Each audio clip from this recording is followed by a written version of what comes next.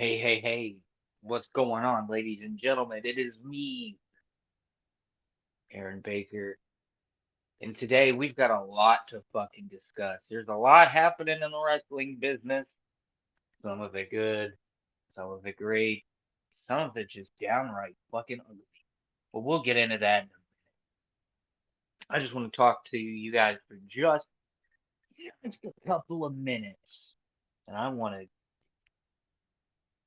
dedicate this episode to the folks in LA right now dealing with a horrendous wildfire of epic proportions. It's crazy to see shit like that on the news, and 2025 is off to quite an explosive start. No pun intended. No Cybertrucks were harmed in the introduction of this podcast,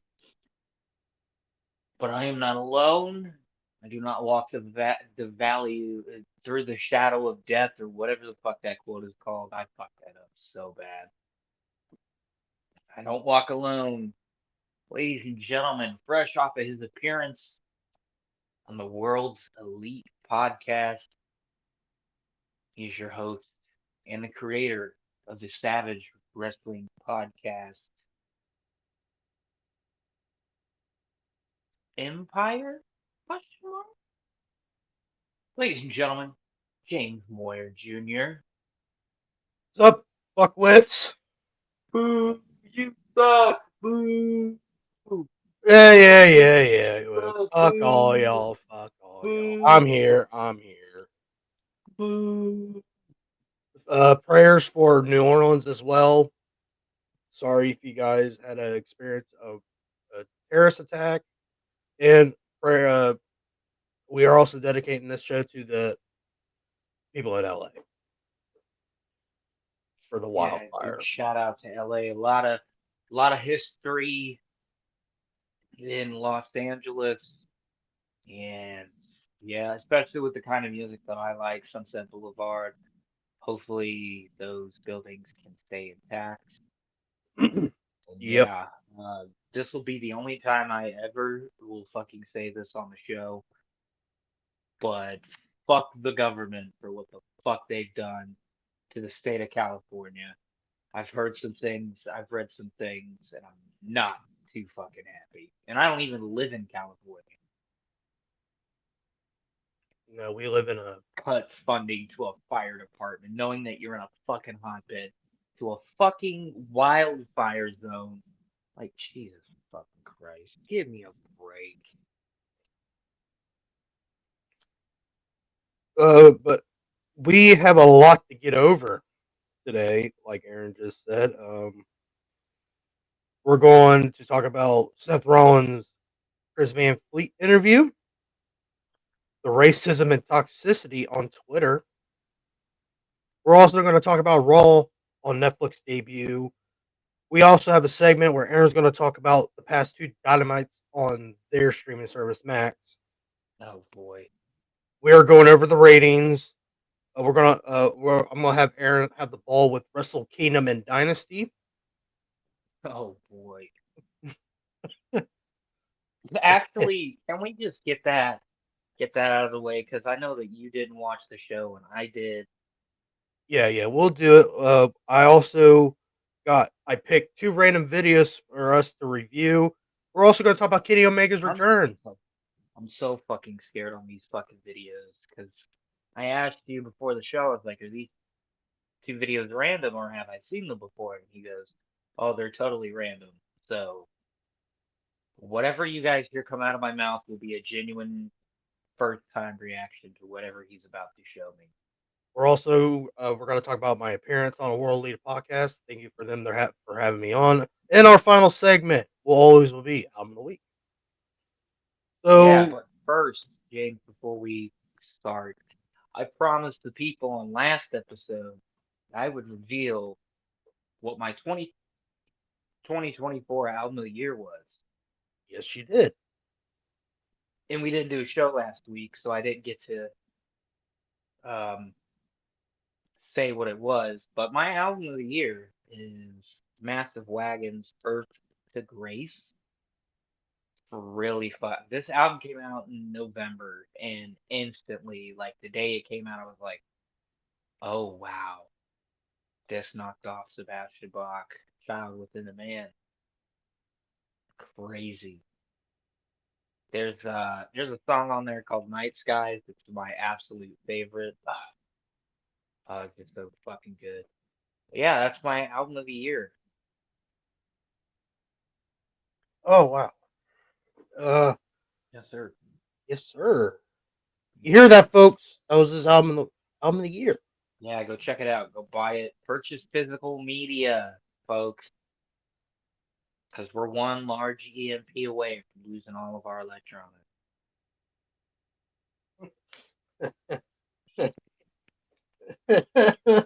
Yeah. Yeah. All right. Let's let's get to it. I hope everyone had a great New Year's Day. Hope everyone's going to have a great year, even though it's starting off really shit. I hope everyone has their New Year's resolution working and everything. My New Year's resolution is getting bulk up. I'm losing weight and I'm going to gain some more muscles. So wish me luck to me on that one. Aaron, do you got a New Year's resolution? I told you what my New Year's resolution was. So, breaking news, ladies and gentlemen. Now that AEW content is available on Max, my New Year's resolution is to find at least one or two positive things to say about Dynamite and Collision. I'm not gonna hold myself to two positive things for Dynamite, two positive things for Collision, because I have a feeling like I'm gonna be pushing myself to give props to something that doesn't deserve it. So next week you're gonna hear about Collision and Maximum Carnage, which, gonna be quite frank, looks great on paper, and based on how the last two Dynamite episodes have went, I'm gonna be disappointed. But yeah, I'm gonna be watching Dynamite and Collision, so you don't have to. All right. Let's talk about my appearance on the Worldly podcast. It was just me that showed up. Aaron, had other things to do. Unfortunately, had to fucking work. I had a blast. I like to thank Marcus and Dylan for inviting me to the show. Were you so excited that you just couldn't fight it? Huh? Said, were you so excited and you just can't hide it? Fuck off. Oh my god. We we had a really good close to almost an hour and 15-minute show, which I really didn't want to stay long because I had other shit to do. But I'm glad. It's tippy time. Uh, like I said, their one host Jordan was under the weather. It was just me, Marcus, and Dylan. So I felt really good for being there just to help out the show and be a good host for them. Um, Also, news that they got for me and Aaron, but there is a work going on where he wants me and Aaron to be on the show. We're gonna figure something out. We'll update you all what's gonna happen. But not only No that, Way Out 2001, correct? what? It's No Way Out 2001. The show that you wanted to talk about. No, not. I'll get to that. Oh, He wants us to be on the World League podcast, both of us. We're going to work something out. I'll get you guys updates on what's going on. And that I've the other thing, it's just an audio thing. We don't have to be live or nothing, which I'm fine with that. I want an audio podcast about a review. Um, Me and Aaron are hoping we could both show up to this one. Um, for the audio review of No Way Out 2001, where it leads up to me the greatest WrestleMania of all time, WrestleMania 17. Um, so I'm down. That was Rock Austin too. Yes, yeah. Ooh, might have to go. So wait, No Way Out 02 was when they brought the NWO, right? Yes. Oh, O okay. O I one have is not seen 01. O I've one seen is Rocket 01. Kurt Angle for the title, and Triple H versus Stone Cold in a 2 out of 3 falls. Oh, fuck me. Yeah, I remember that paper when I was Oh, little fuck me. Kurt Angle and The Rock? for the WWE title. No way. Wow, so WCW was on its way out. Mm-hmm. Wow, that's nuts. Yep. Feel like they had just had their No Way Out would have been in what, February?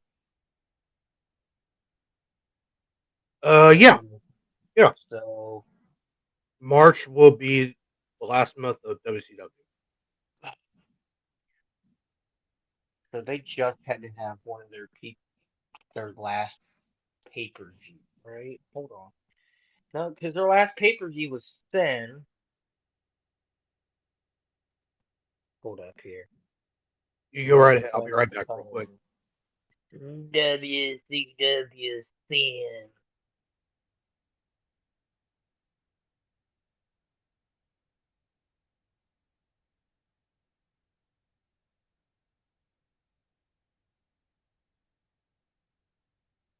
Oh, wait a minute. Wow. Oh, wow. Okay, so No Way Out 2001.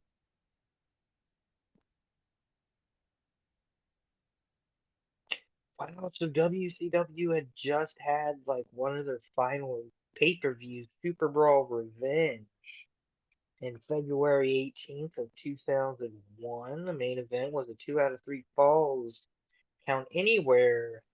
Loser leaves WCW match between Scott Steiner and Kevin Nash, where Steiner retained the title, forcing Nash to leave WCW. And it featured matches on the undercard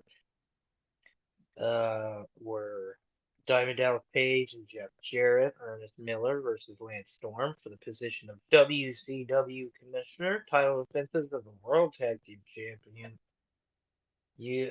Hold on. Shane Helms, Jesus Christ. Oh wow, Sean O'Haire and Chuck Palumbo were the tag team champions. Chavo Guerrero Jr. was the cruiserweight champion. Rick Steiner was the U.S. champion.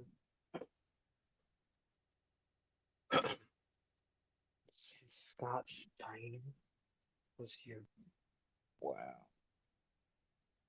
that's crazy. So yes, So yeah. I think WrestleMania 17 was in April. yeah, yeah, because their final pay-per-view was called Greed, which is fucking hilarious.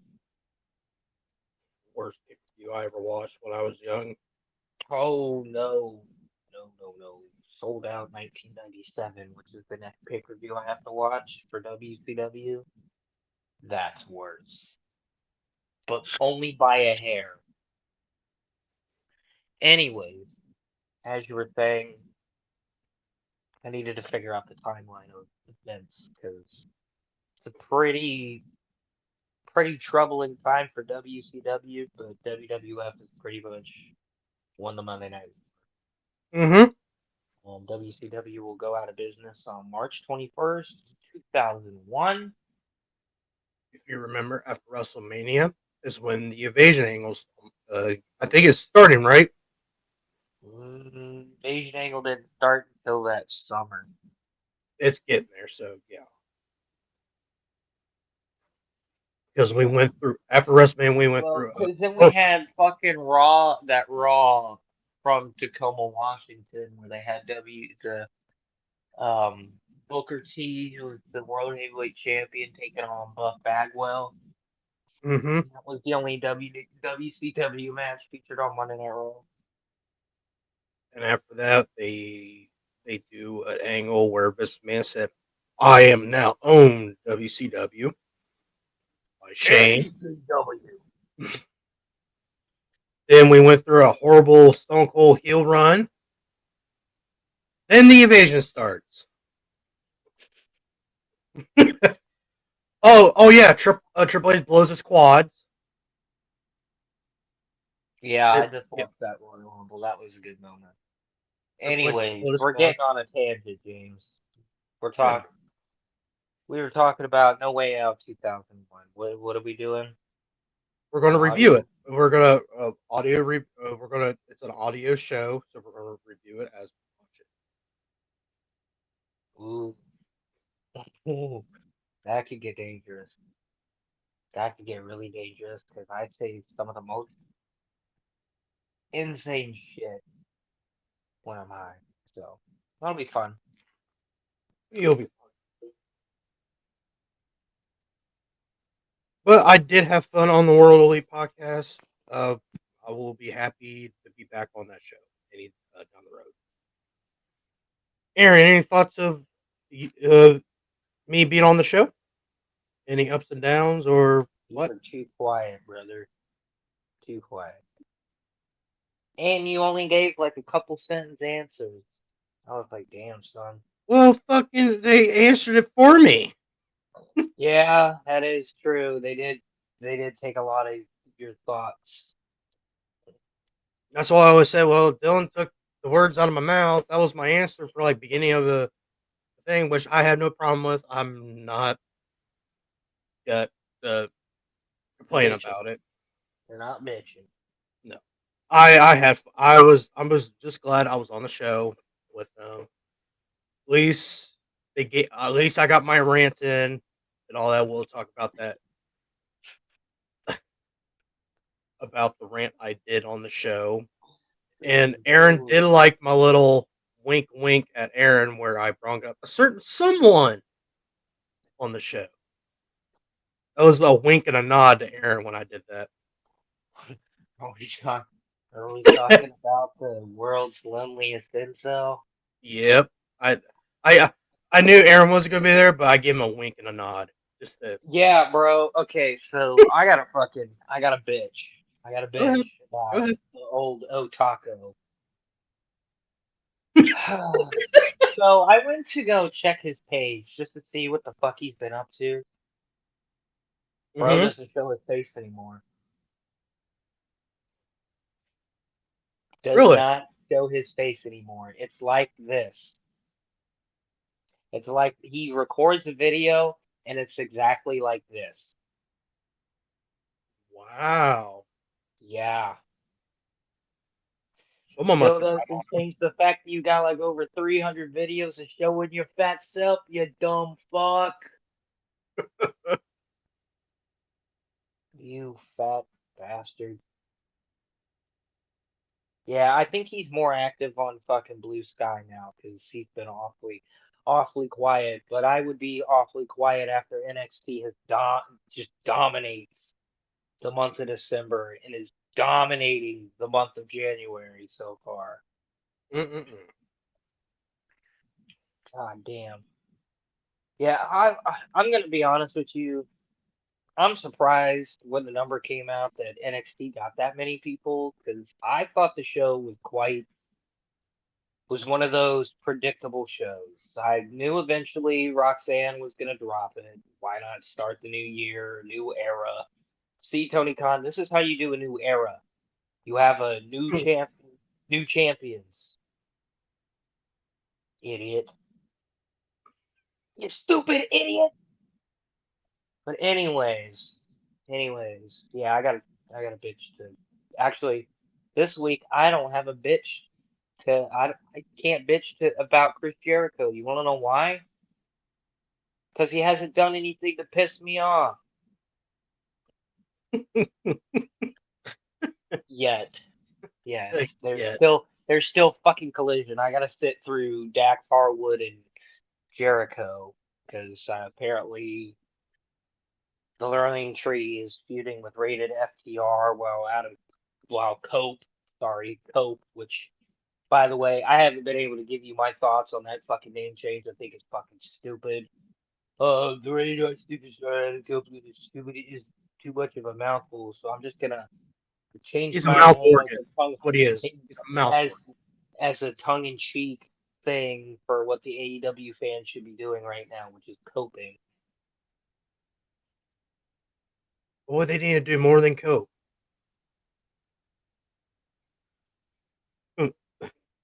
Being on a suicide watch. But let's Anyway, move on. yeah. Anyways, the NXT New Year's Evil was like one of the most predictable shows.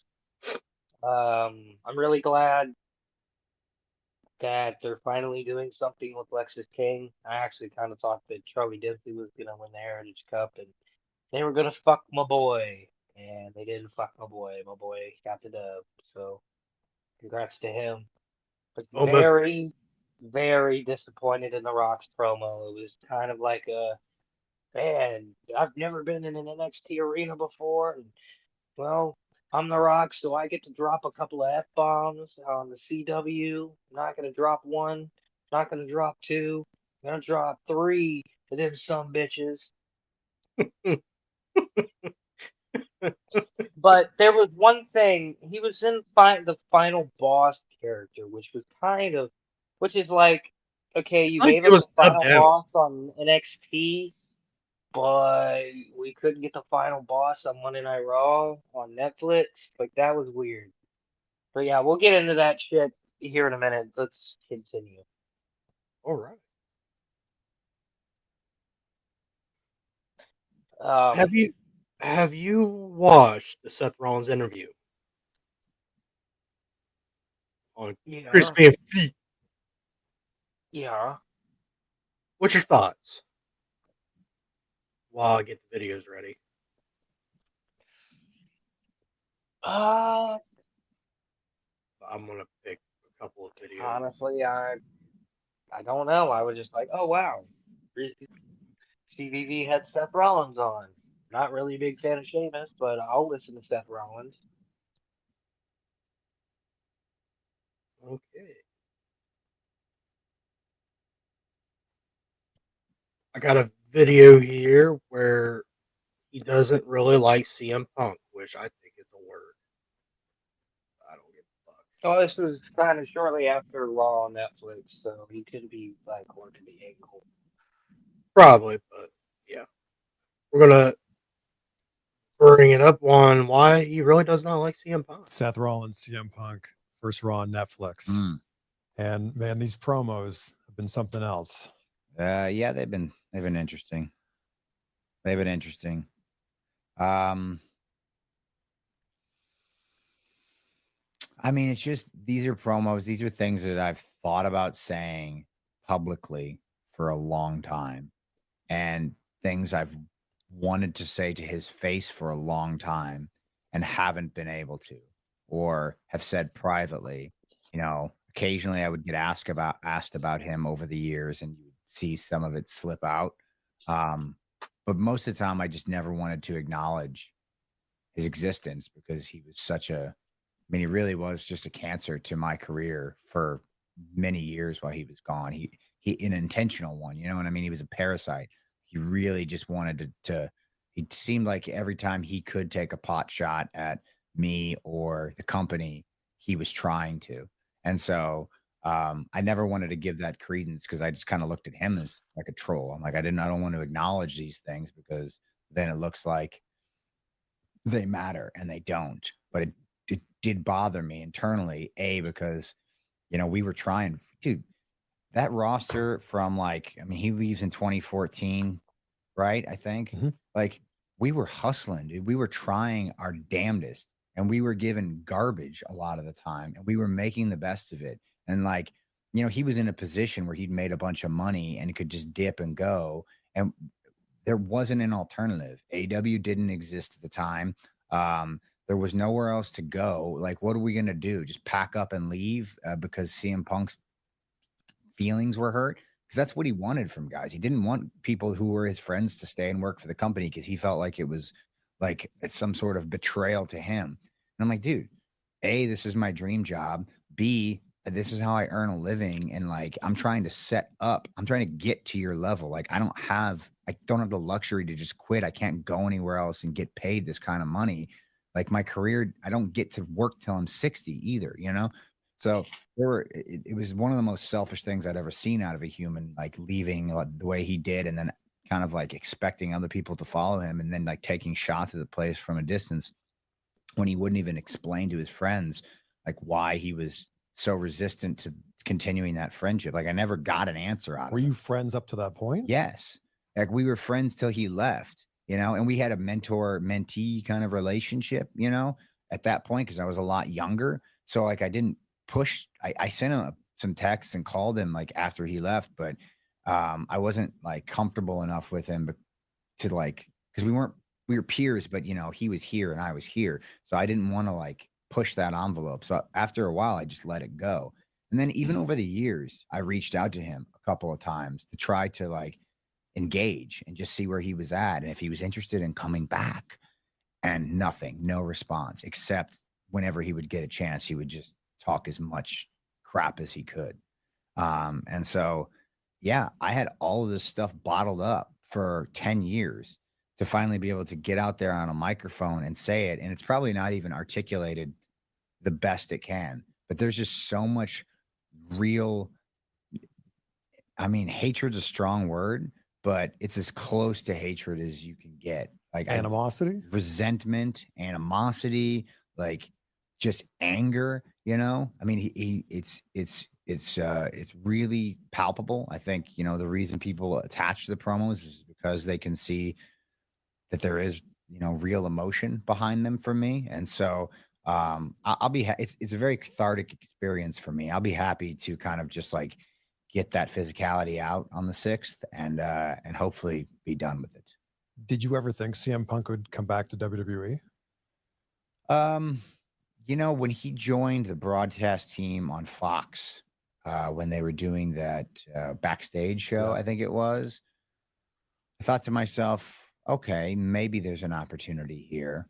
And then when he joined AEW, I kind of thought, you know, maybe he'll have like a Twilight run here. But there were then a lot of times where I just thought, you know, because it wasn't like, you know, I know he makes it out like he didn't really like the other guy that was in charge.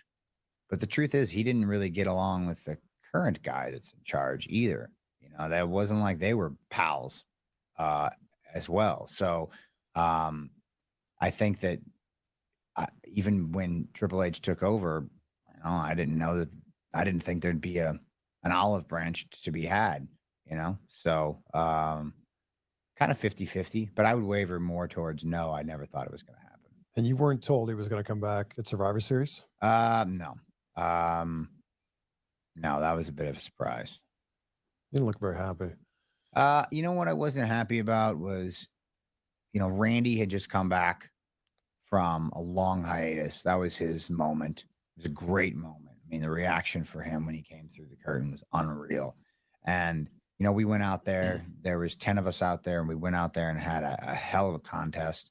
And like, just didn't really need him, you know, didn't really need him, but you know, it's Chicago, it's his city. Like, I don't know. It's the most classic, make everything about me CM Punk moment I've ever seen. And so, I'm like, you know, when you're in that moment, your adrenaline just going through the roof. You know, you're just on the top of a cage celebrating with your pals and like, you know, sold out Allstate Arena going bananas. And then like that happens and it's no longer about the performance. It's no longer about Randy. It's no longer about, you know, what you had done to get to that point. It's just, hi guys, it's about me. Remember, I'm the guy that you miss. Remember me, guys? So yeah, you know, just another kind of, you throw that on the pile of disgusting CM Punk moments, but don't worry, he's not selfish. He's in it for, you know, helping everybody else.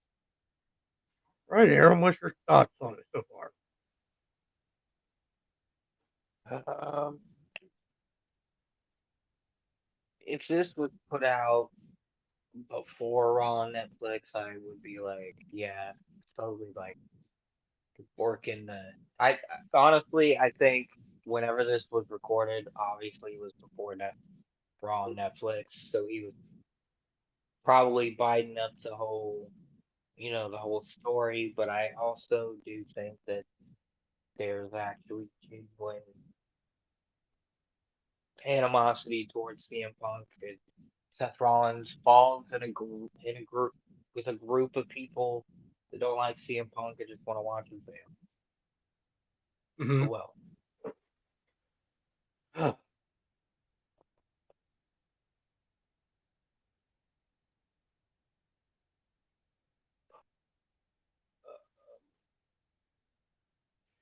I do have some things on it.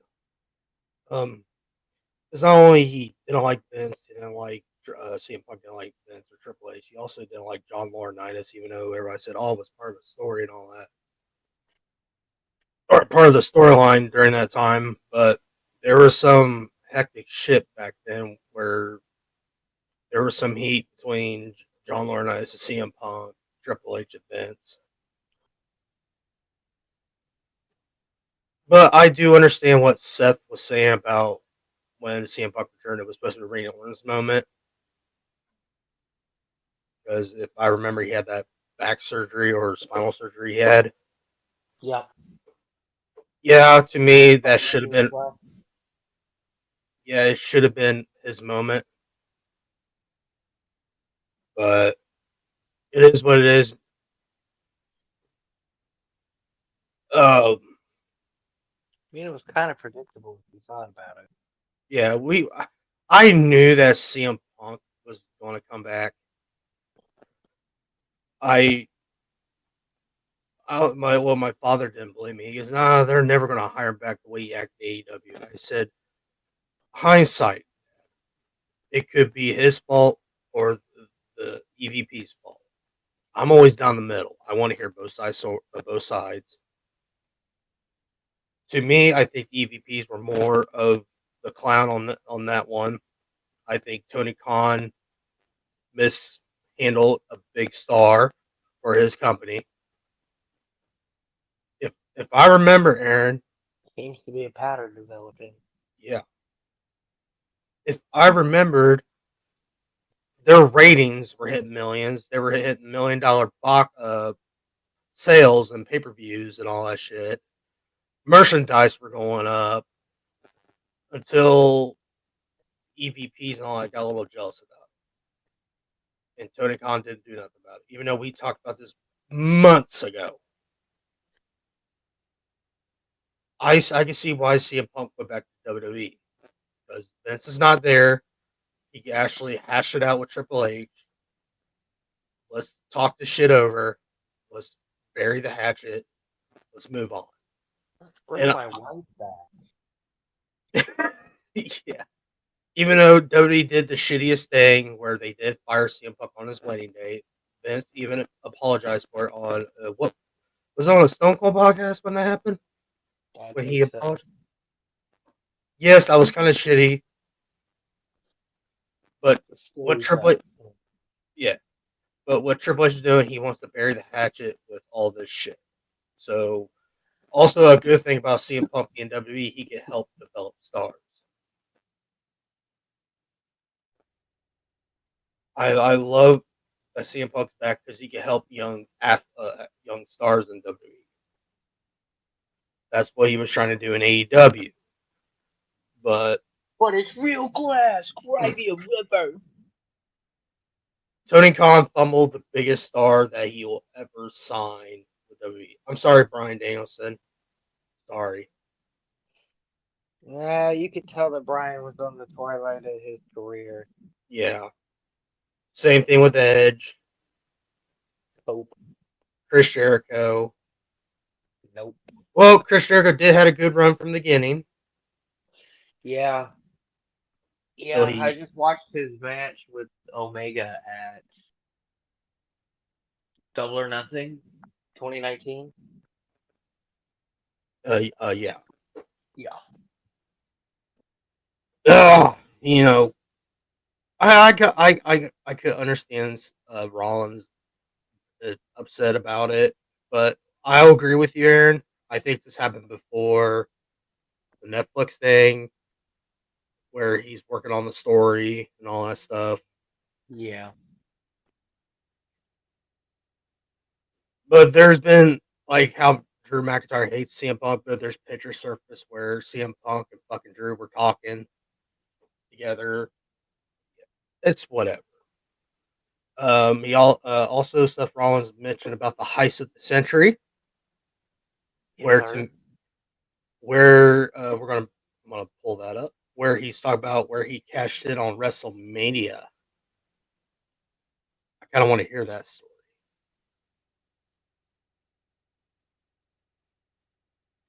All right, here we go.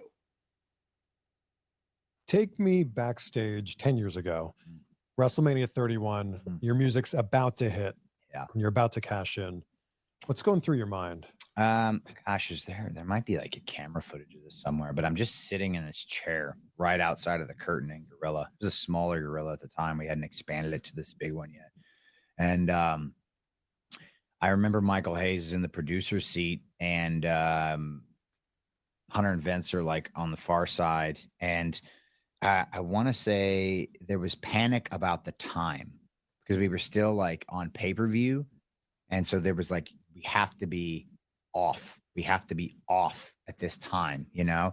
And so it wasn't like an option to overrun. Like on Peacock, you know, it's streaming. There's kind of, they want a certain time period. Yeah, but it's same just, with Netflix. yeah. It's these streaming. They're awesome because of that. You can just, you know, you get a little window and you're not strict. The advertising model's a little different. So it's like, but at the time we had to be off, done. And so I remember sitting there and like thinking, oh shoot, they're not going to make it. Like we're going to have to do this tomorrow. Like that's what I was thinking. I was just, if it doesn't work, we'll just do it tomorrow. You know, just hoping that my idea doesn't go up in smoke. And so, fortunately, you know, they are professionals and they hit their cue when they needed to. And again, the rest is history. So this was your idea? The idea to cash in the contract at WrestleMania was my idea. Yes, I had, I don't know, I had put it into the ether probably 2 months prior or so. Because you remember, I win this thing in like July or June, and immediately when you win it, you look at the landscape and you go, okay, when can I cash this in? At the time, if I'm not mistaken, there was only one world championship, right? And the champion was Brock Lesnar. Mm-hmm. And you looked at, okay, Brock wrestles like twice a year. When are you going to cash this thing in on Brock Lesnar? Is Brock Lesnar going to allow you to cash it in on him? What circumstances would be the best for this? And then you start to go down the months. Okay. And then again, you take off all the shows that Brock's not going to be on. So you look at SummerSlam, probably not going to happen. You look at Survivor Series if he's there. And then it's like maybe Rumble, Mania. And then you've got like that little window after Mania where maybe, you know, so you start to like plot it out in your head. And the major point for me as I was kind of going along with that was the Royal Rumble earlier that year. I did a triple threat match with Brock Lesnar and John Cena. And I kind of had to like, I don't want to say weasel my way into that, but that was initially meant to be John, Brock 3 or 4, maybe. Like they were in a series of matches. Yeah. And the audience was kind of getting a little tired of it. You know, not to say that those guys aren't incredible. They are, but you do the same thing. And Brock wasn't around to sell the story that much. He just kind of show up. And, you know, when he did, he was a huge attraction, especially at that time. But I think the audience was getting a little bit bored of it. And I was like, well, what does it hurt? I don't need to be in the Rumble because I've got this briefcase. So, you know, why would I win 2 title matches? That doesn't make any sense. I don't want to be off the show. I'm like, just throw me into that triple threat, you know, like I can mix in there good. It'll change the whole dynamic of the thing up. And like, let's just see what happens. We ended up having a really great triple threat and a really good dynamic. That was the first time I think I worked with Brock, really. So he got to see how my mind works a little bit. So got to kind of create some, little touches of respect there. And then later that night, Roman wins the Royal Rumble to a chorus of boos. Even The Rock comes out afterwards or during to try to endorse him, and it just did not matter. Yeah. And I was like, oh, this isn't good. This isn't good. You don't want to give him this title at WrestleMania. Like, if he gets booed out of the building there when he wins the title the first time, then you know what I mean? Like, that's not good. So I'm like, I'm a hated, hated, hated villain at this time. Like, if I win the title, then we can give the audience time to understand the story, who the good guy's supposed to be against me. I'm not cool at all at this point. I'm like, let me be the guy. Let me be the heel that can get what we want out of this change. And so I pitched the idea. I let it sit in the ether for a while, and then still, even the day of, obviously, I was doing the story with Randy Orton leading up to WrestleMania. Even still, till the after my match with Randy was the first confirmation I had gotten that we were going to go in that direction. I don't know whose idea the triple threat part of it was. I think my idea was just like a cash in after the match, but somebody came up with the triple threat idea in the interim once it was floating in the ether there, and it was a brilliant kind of way to do it that I'd never even considered.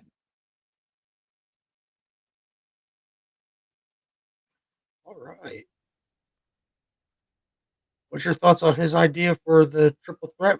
One of the greatest WrestleMania moments of the last 10 years.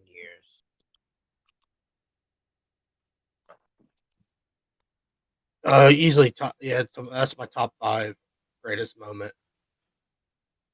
Because I didn't expect him to cash in the middle of the match. Nobody did. Yeah. I watched that thing live, and I was like, "Oh my fucking god, what the fuck?" He's actually doing it. I got one more video. He ends up talking about Cody Rhodes Stormpack. He does talk about blah blah blah. But I want him about the Shield. Are you down for that? Sure. What was the original pitch they gave you for the Shield? None. Like we were, I think, like the initial pitch, ironically enough, going back to Punk, I think was like, we're supposed to be like this bodyguard service for him. He's in the story with Ryback, I believe, at the time. And the idea was, obviously Punk liked myself and Moxley. And I think Chris Hero actually was his pick at the time to be the third guy, because he and Chris had a long history. But they really liked Roman, they being the office in WWE. And so they weren't sold on Chris yet. Chris hadn't been in developmental as long, I don't think, as Moxley and myself. He had kind of just gotten there a little bit. He's a little bit older, but I think they wanted to kind of test him out a little bit. And Roman had gotten there right before I did. So it just made sense, kind of a compromise. Okay, we'll give you these two, but we're going to take Roman, put him in a group. They'll be, CM Punk's bodyguards, essentially bump guys for Ryback is what I think it was supposed to be at first. But after the debut and the first week, I think they realized, oh, wow, these guys actually have traction. Like, coming from developmental, coming from the independent scene, there's traction there. Like, we can use this, like WWE was starting to dip heavy into Twitter and social media and that kind of feedback. And that's where, we were kind of, I don't know what to call it. We had some semi fame there, myself and Mox. And so you got the feedback immediately. Like, it wasn't just you're bringing up guys from developmental nobody knew. I think the office got the feedback. Oh, people know who these guys are. They at least know their histories, because they can just get online and find it. So once we kind of people realized, oh, there's something here, then it became like, you're like a mercenary group Yeah. kind of on your own who maybe, CM Punk might have just used for one night. And now, there was a concerted effort to separate us from Punk so we could be a standalone act and not just kind of lackeys to him. And then that was it. Then we were just left to our own devices and like figure it out from there. Is there part of you though that's like, I want to be a singles guy. I want to be a singles competitor. Now you're putting me in a trio and we're wrestling tag team matches. Yes. I'd been in a tag team with Jimmy Jacobs in Ring of Honor. But that was a little different because Jimmy was the captain of the ship. And so I was just kind of along for the ride. Here in the Shield, I myself and Mox had sort of built up a lot of experience at this point relative compared to everybody else. And we were very confident in our ability. So we were kind of the leaders of the group in the sense that Roman didn't have the experience yet. So we were kind of tasked behind the scenes with figuring out the machinations of how matches would work, promos would work, stories would work and stuff like that. So we were both singles guys. Like, I don't think Mox, he did a little bit with Sami Callihan as a tag team, but like certainly our wheelhouse is being singles, dude. So we weren't expecting, and the group thing was thrust upon us when we had very little lead time to like figure out what we were doing, which is why we showed up in turtlenecks the first night, because that's just what they gave us. Then you fast forward 1 week, we look infinitely cooler when we've been given the opportunity to go to a thrift store and figure something out. So it's from a thrift store, like Army surplus. Oh, okay. Yeah, because we were like, okay, we're in tactical gear. We're not wearing turtlenecks. Who wrestles in turtlenecks? It's going to be uncomfortable, hot, and stupid looking. The trifecta of doom. So like, let's get rid of that.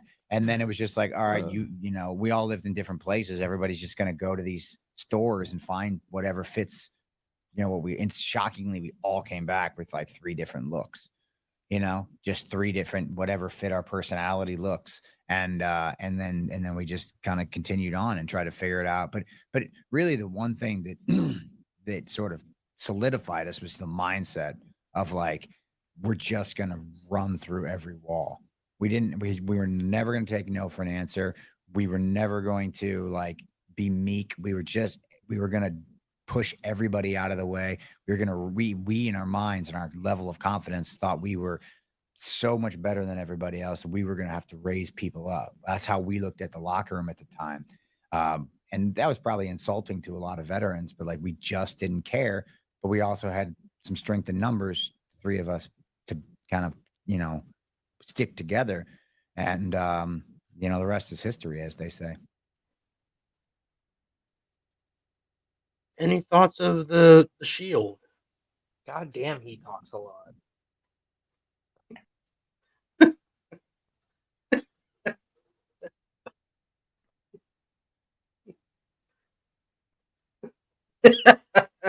I'm just saying.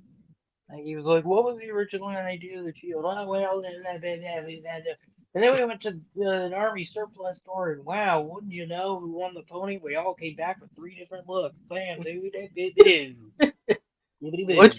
What's your thoughts on Chris Hero? Was supposed to be the 3rd guy.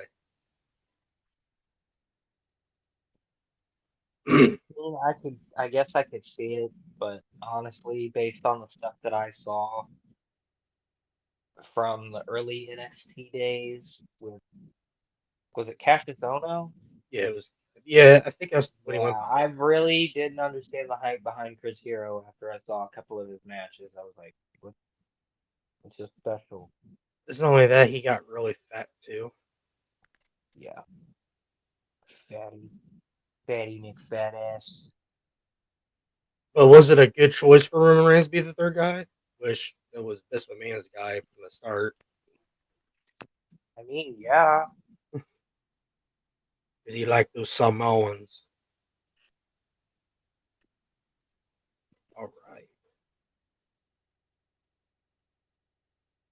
All right, Aaron. Let's get the fucking move on. All right. Ready? Me and Aaron were just we talked about this before we started. I kind of stumbled on into a racism drama yesterday. Oh fuck. Okay, hold on. Can we talk about Wrestle Kingdom and Wrestle Dynasty before we talk about this racist fuck? Yes, we'll talk about that first. But after that, I'm gonna explain what the fuck happened. But go on, Aaron. Talk about Wrestle Kingdom and Wrestle. Alright, so my review of Wrestle Kingdom is gonna be quite short. Basically, I remember that the show was happening because I ran into a Kenny Omega tweet about him having new music and a new video. Oh no, it was new music and I think new attire. And Stay Tuned Tomorrow, which at the time was Wrestle Dynasty. I'm like, oh shit, Wrestle Kingdom's on this weekend. So I went to go tune in. And honestly, I was kind of bored. I was really bored with Wrestle Kingdom 19 this year. Really bored. Apparently, Hiroshi Tanahashi is going on his retirement tour, and quite honestly, the two matches that he had for Wrestle Kingdom weekend kind of subpar. But my biggest takeaway is that Ricochet is a different animal in Japan than he is in the States. I don't know if it's because of what we saw at World's End or where Swerve made everybody throw the toilet paper at Ricochet. I thought was pretty funny. I also thought that the spot with Okada smacking Ricochet in the back of his bald ass head was fucking hilarious. But my review mainly is for Wrestle Dynasty because it had a lot of AEW talent, and I was like, okay, I want to see the Bucks. I want to see Kenny. Well, what sold me was Kenny Omega's return match. I was like, you know what? I don't give a fuck about this show, but I need to see this Kenny Omega return match. And then there was Konosuke Takeshita, who had match of the night, in my opinion, at Wrestle Kingdom. I forget who the fuck he took on, but Shogo. yeah. Um, yeah, he had match of the night at Wrestle Kingdom, and then he took on Shoto Umino, I think. Yeah, I don't fucking know. The fucking bald guy that fucking John Moxley always ends up fighting at some point. You know what I'm talking about. I forget there were there and then there was one other specific person. So I stayed up for both of these shows. Well, mainly Wrestle Kingdom. I stayed up for the entirety of the show because I've been on a third shift sleeping schedule for a while. So if I take a nap in the middle of the night, not the middle of the night, it's called sleeping. If I take a nap in the middle of the day, then I'm gonna be up for the rest of the night. So I didn't have anything better to do. So I watched Wrestle Kingdom. But for Wrestle Dynasty, I kind of slept before and then fell asleep again in the middle of the show. I'm not lying when I tell you this. Jack Perry's match with Yota Tsuji. Again, I'm not lying when I say this. I legit fell asleep during this match. There were two matches left in the show. Jack Perry, ladies and gentlemen, legit put my ass to sleep. Here, I'm gonna play something real quick.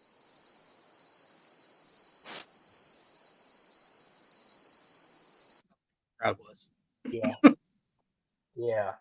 But then the next, well, in the morning, because I realized I was like, fuck, I fell asleep for the Kenny match. So I went and, oh, here's the thing.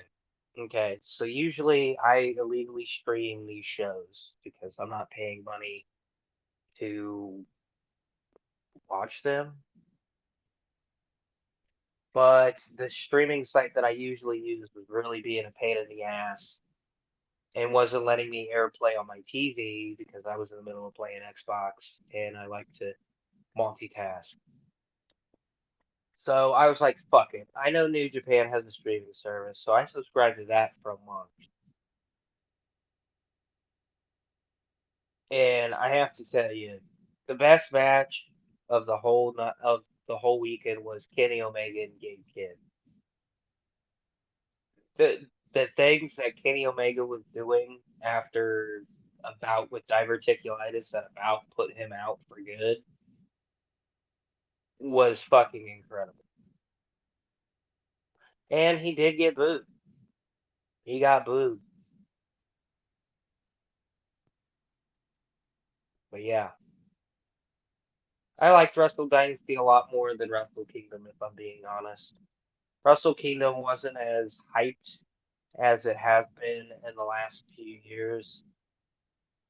Because the first Wrestle Kingdom I remember watching was the one with AJ Styles and Nakamura. Oh wow. Yeah, good show.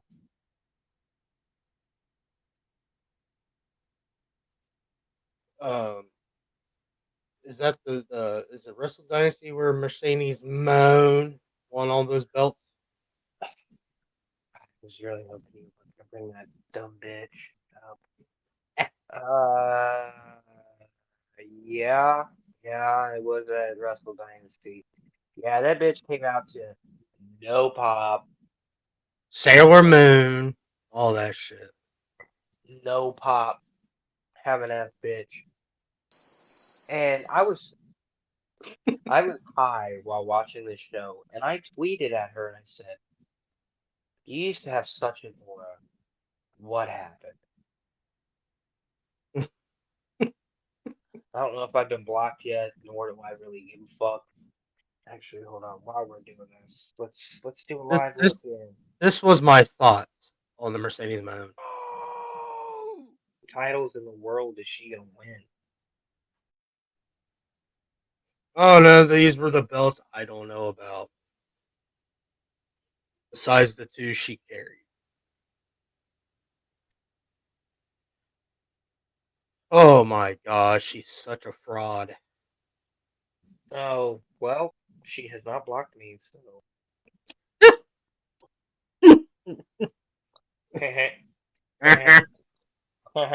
Dumb bitch. Dumb bitch. Stupid little bitch. But yeah, that was my review of Wrestle Dynasty. Mercedes Mercedes 4 belts is a thing now, unfortunately, which is fucking gay. I'm just wondering how many more. I'm telling you right now, the crowd wanted Mina Shirakawa so fucking bad. So fucking bad. Like, they were not reacting to Mercedes' shit. Like, damn. But speaking of Mercedes Monet, our next topic has to deal with one of her most loyal fans. You know more about this than I do, James. I just got alerted to it. Yes, this morning at around 5 o'clock when I went on my last break. All So right, I'm gonna let you take it away from here. all right. Before we do that, let's take a quick commercial break. Get it out of the way.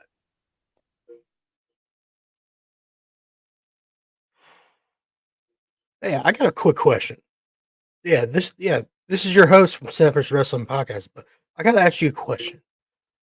Are you tired of feeling jitter and always crashing after drinking a Monster, a Raw Star, a, uh, a Ghost, a Prime, Red Bull, you name it, all of them high dollar energy drinks, and you just want a cleaner energy?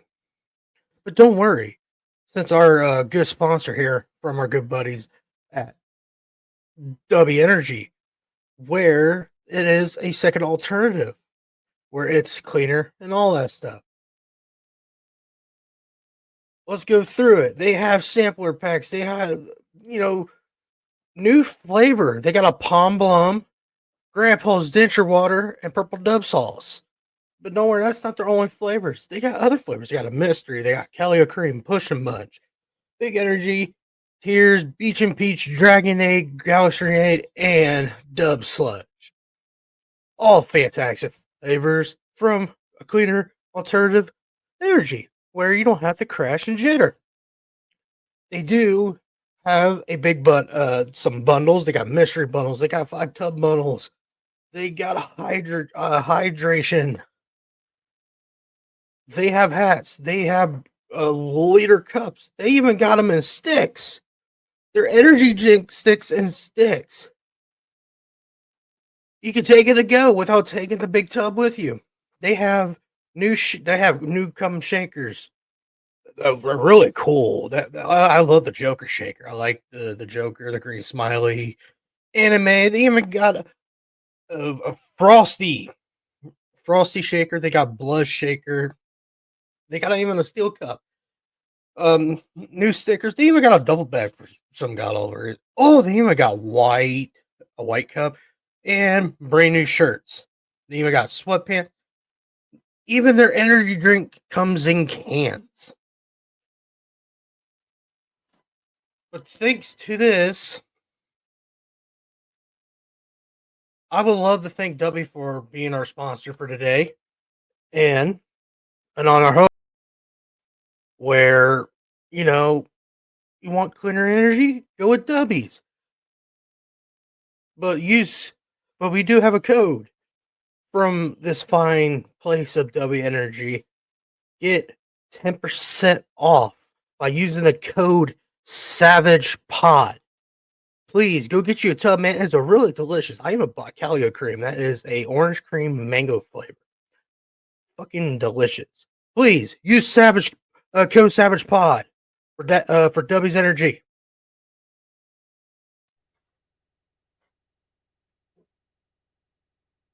All right. Yeah, use the goddamn promo code, bitch. Right. Yeah, what Aaron was saying earlier. Oh, about Mercedes Moan. So, what time you said you seen this? 5 o'clock in the morning. I can't remember when I sent it to you. Okay, 5 o'clock. I'm not going to bring up the video because I don't want to get shut down. You can describe it. I can describe it. Let me put my W's to the side. That's where I went. You can't. The thing is, ladies and gentlemen, that this is something that we can't really take a PG route to and try to dance around it because it's kind of a serious topic.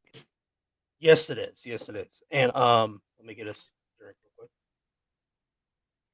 Oh, and also, I want to put this out there right here, right now.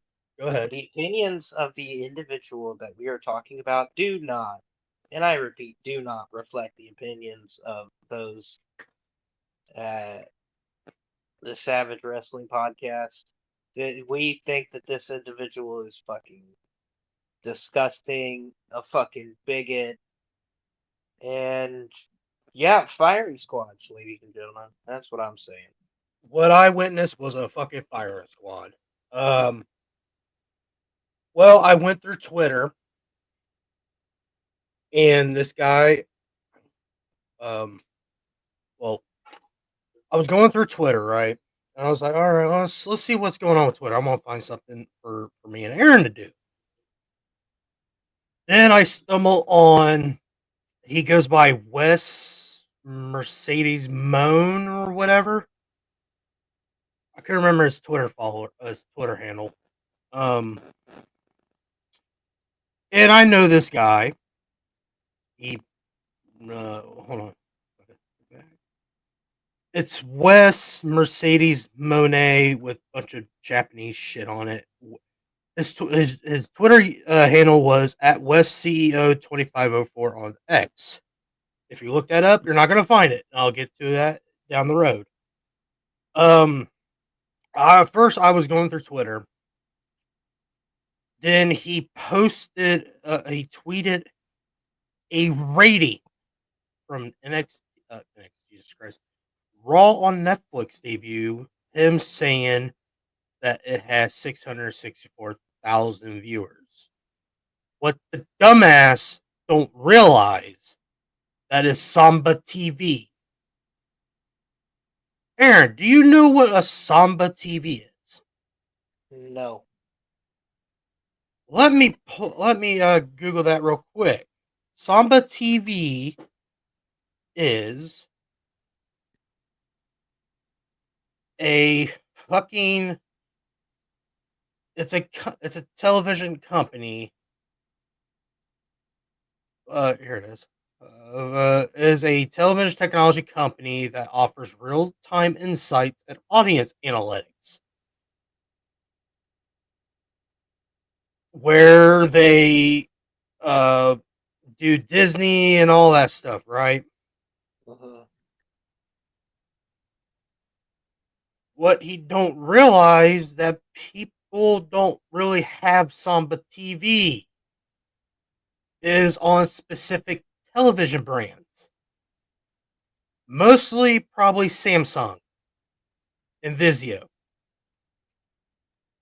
Then he's getting his ass fucking chewed through comments. Then all of a sudden I saw We Want Hendry. I follow him on Twitter. He follows me back. We're good buddies. I know I barely don't talk to him, but I usually get a funny reaction from him. I comment on this stuff. He makes a space. What a space is on Twitter. It's a kind of like a seminar. You invite people to talk. You all talk about like events or whatever. It's what it is, and it's recorded. So it was him, DJ. I couldn't remember the other fellas' names. I'm sorry. They were talking about it. Then Wes, I think, showed up. Oh boy. Showed up, and they were telling him, why did he tweet that? It's not real, because the real numbers haven't popped up yet until like they close to the evening. Then all of a sudden, DJ, him having a mouth, called him a fat fucking idiot, blah blah blah. Then all of a sudden, Wes goes, "Well, you're a fat fucking idiot." Let's just say he used a racist slur. Can I say that, Aaron? Can I say that? Is that okay? A racist slur. He said a racist slur. Or Hard R. yeah, he dropped the crooked letter. And all of a sudden, they are yelling at him.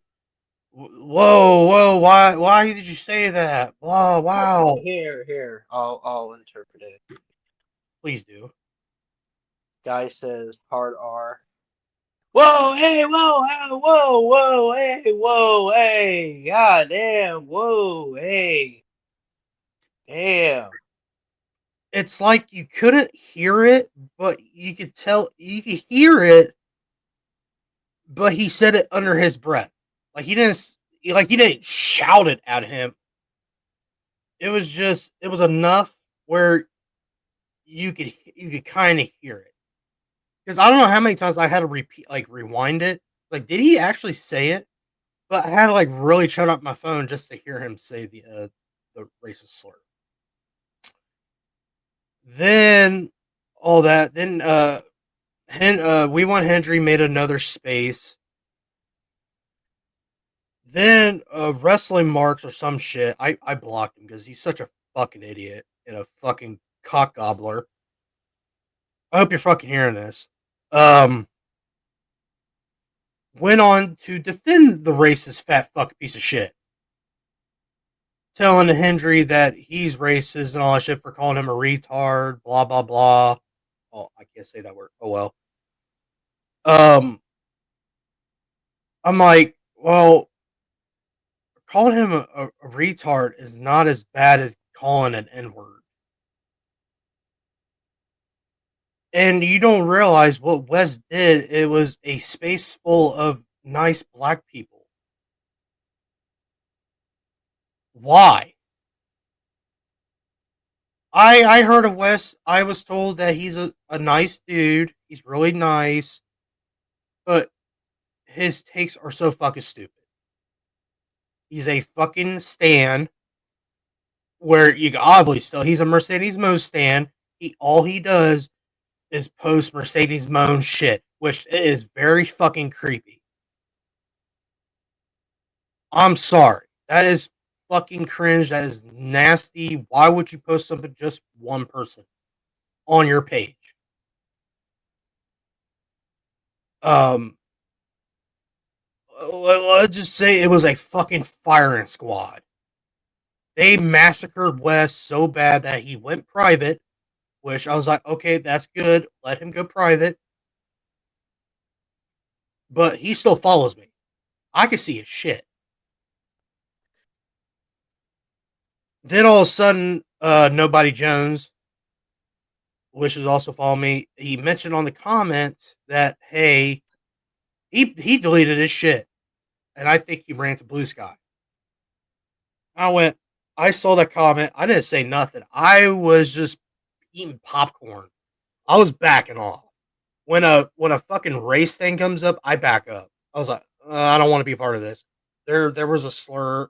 A slur came in. I'm not a part of this. And I thought me joining the space, I was like, oh, okay, we're going to talk about they're going to talk about wrestling. I want to jump in and talk about it. Then I saw that. I went, nope, I'm fucking out of here. And I was like, no, what? I'm going to see how far this goes.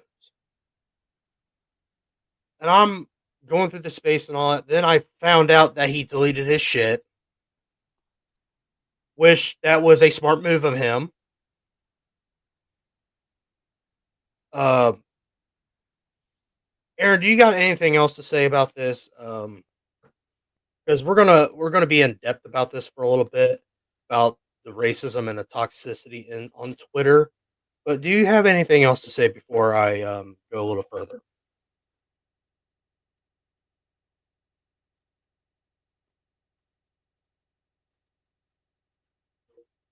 No. Oh. So there,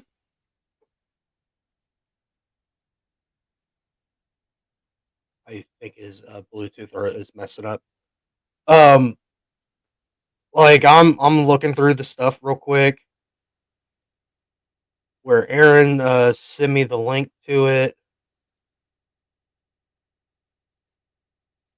Like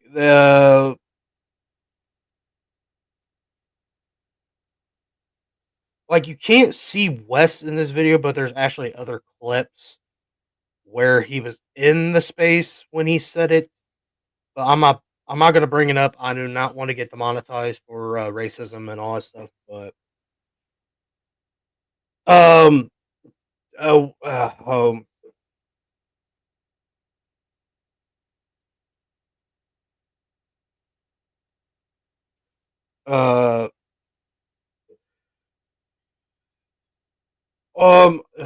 get Aaron hear me, but I don't.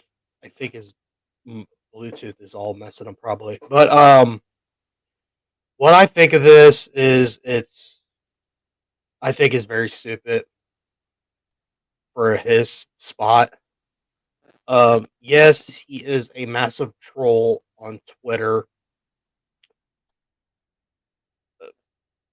He's part of the top five, with him, Real One, Air Gold, AEW Defender, um, you name it. He's part of that niche audience, um, a very very troll channel, a page on Twitter. Um, what I really have to say about this is,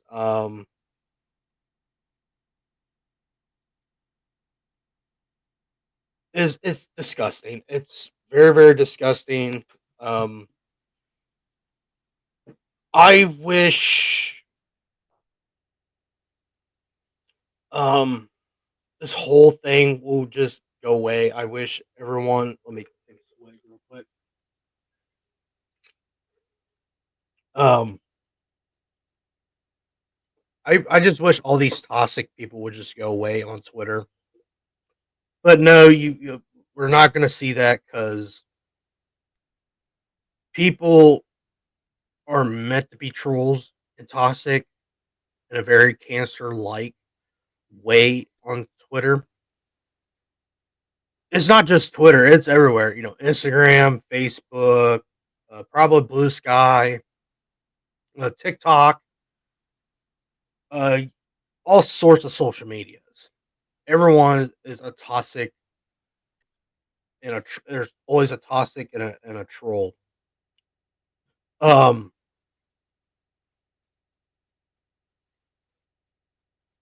it's very very disgusting. Um, I'm glad he deleted his stuff. Like I'm not joking. He deactivated everything. I mean, he deactivated his account. Everything. We'll probably never see him again.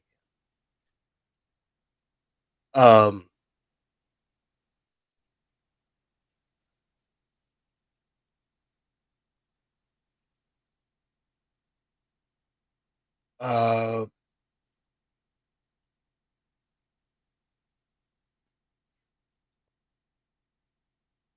it's it's just very disgusting.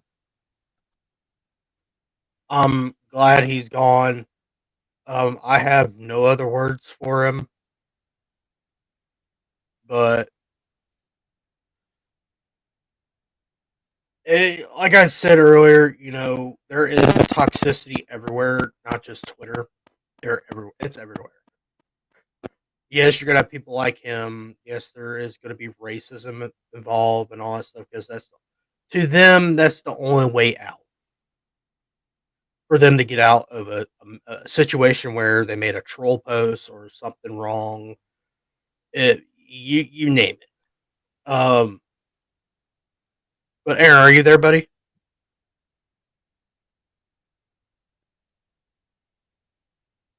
Okay, we're still having difficulties. Um, I like to hear Aaron's thoughts on this.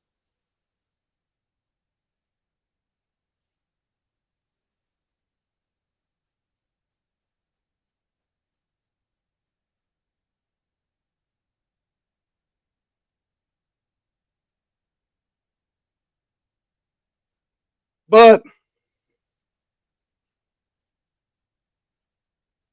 I'm not gonna bring up the video or nothing. It is what it is. You got caught being a racist.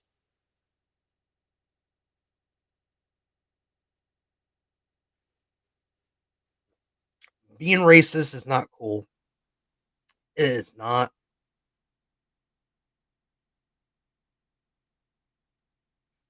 It is not cool. Not one bit.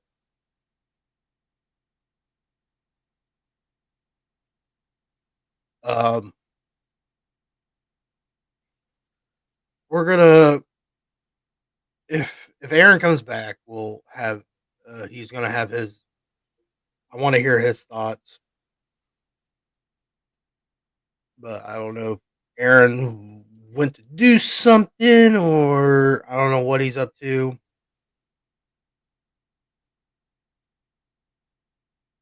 But let's move on.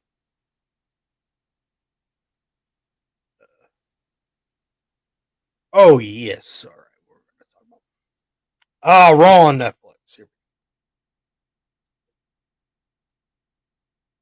All right, we're gonna talk about Raw on Netflix.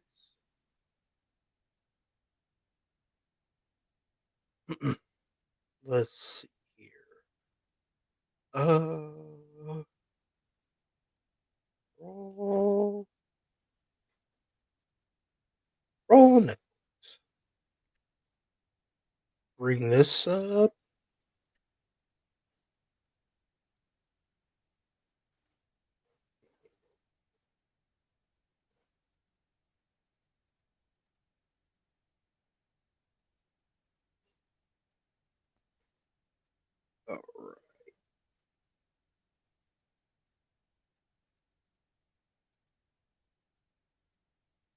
Uh, hold on, real quick, guys. I'll get to you here.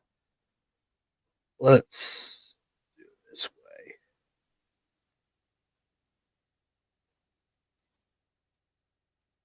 Oh, there we go.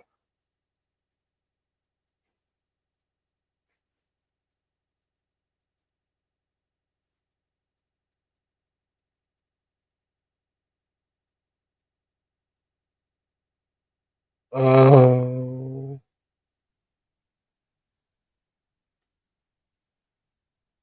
all right, got it. Okay.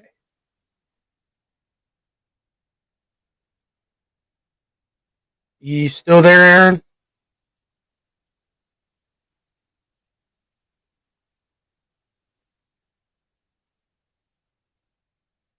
Okay, let's just move on till he comes back.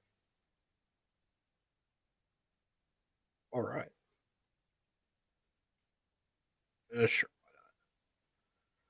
Oh, WWE on Raw. We're gonna talk about. I'm gonna talk about Raw on Netflix debut last night. Which it was a phenomenal show. I enjoyed it, even though I was at work when this happened. But I went home and rewatched it. Um, let's go through the cards and all that. That was during the show. We had Roman Reigns versus Solo Sikoa in a tribal combat match. CM Punk versus Seth Rollins, which that was the main event. Liv Morgan versus Rhea Ripley in the last women's standing match for the women's world title. Then Drew McIntyre versus Jey Uso. A lot was on the show. A lot happened on the show. Uh, Roman Reigns versus Solo Sikoa. It was a really, really good match. A lot of interference. Then what really threw me off was The Rock handed him the Ula Fala after the match, which everybody thought Paul Heyman was going to turn on him, which I didn't really see it. Um,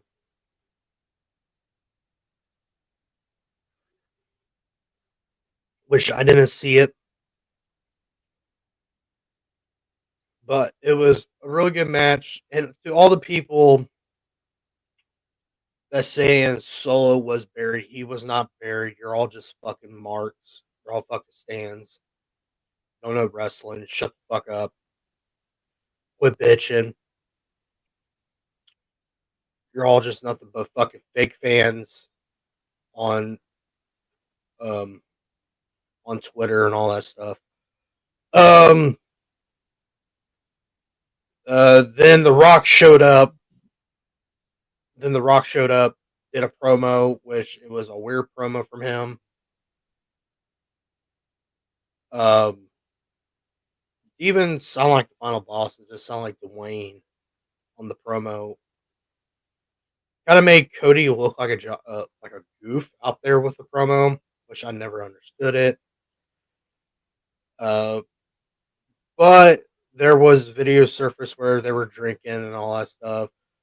But you ever notice Cody's Rose eyes was not off on the Rock because the Rock could do anything unpredictable and all that stuff. But we're gonna see a swerve. I think I see a swerve.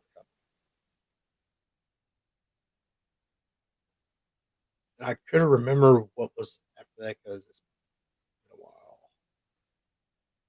Uh,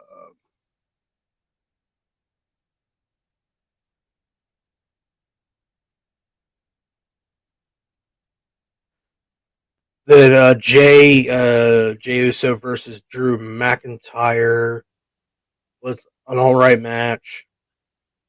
Jay picked up the victory. It was weird to see him win this one. I thought Drew was going to win it. Uh, John Cena comes out to do the final farewell tour. Declares to the Royal Rumble. But I do not see him win the Royal Rumble. I see him compete in the Elimination Chamber. I don't know who's going to win the Royal Rumble this year. Let's see if it's going to be a surprise. Not obvious. Um,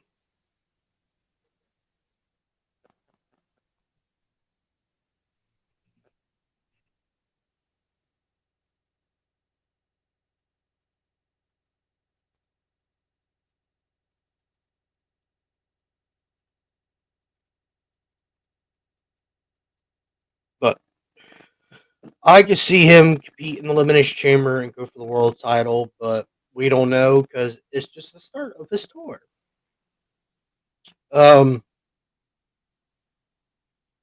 Liv Morgan versus Rhea Ripley for the last women's standing match. Rhea Ripley won. I was on the World Elite podcast. We were talking about this match.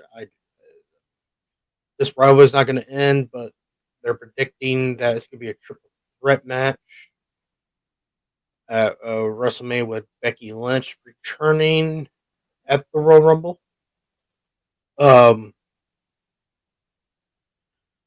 Then the Undertaker shows up. They gave a good props to Rhea Ripley, which you ever noticed they were cheering for the Undertaker.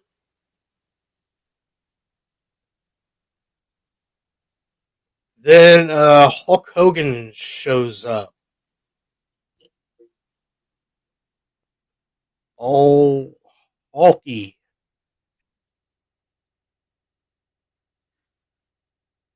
He got booed out of the arena that night. See if I could pull that up.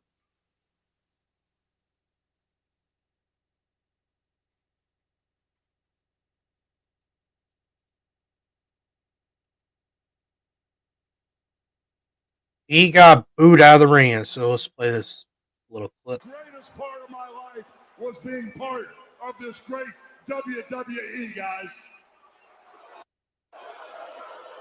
You know, I've had all kind of tag team partners over the years, but you, the fans, have been my greatest tag team partner because you guys have stuck with me through thick and thin, dudes. Greatest. He got booed out of the arena. They did not give two fucks. He was there. I'm gonna bring something up.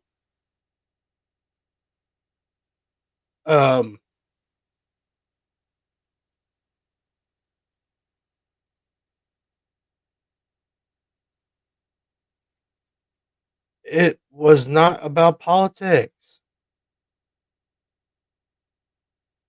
I'm gonna say that because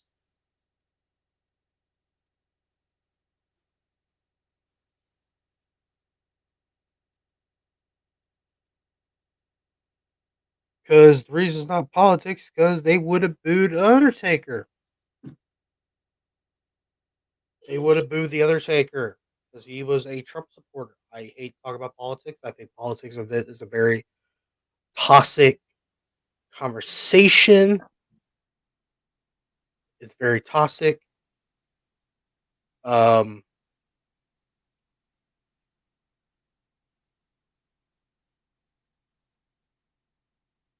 very politics is very toxic because they would have booed the Triple H. They would have booed The Rock. They would have booed John Cena. They would have booed everyone that supported Donald Trump. Reason they booed at Hulk Hogan because he is a piece of shit. No one cared for him.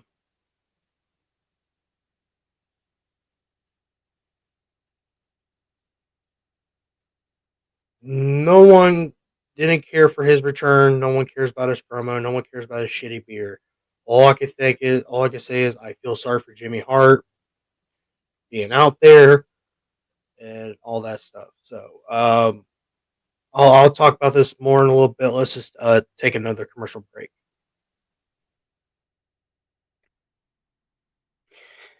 Hello, my fellow Americans. It is your president. It's the Donald Trump.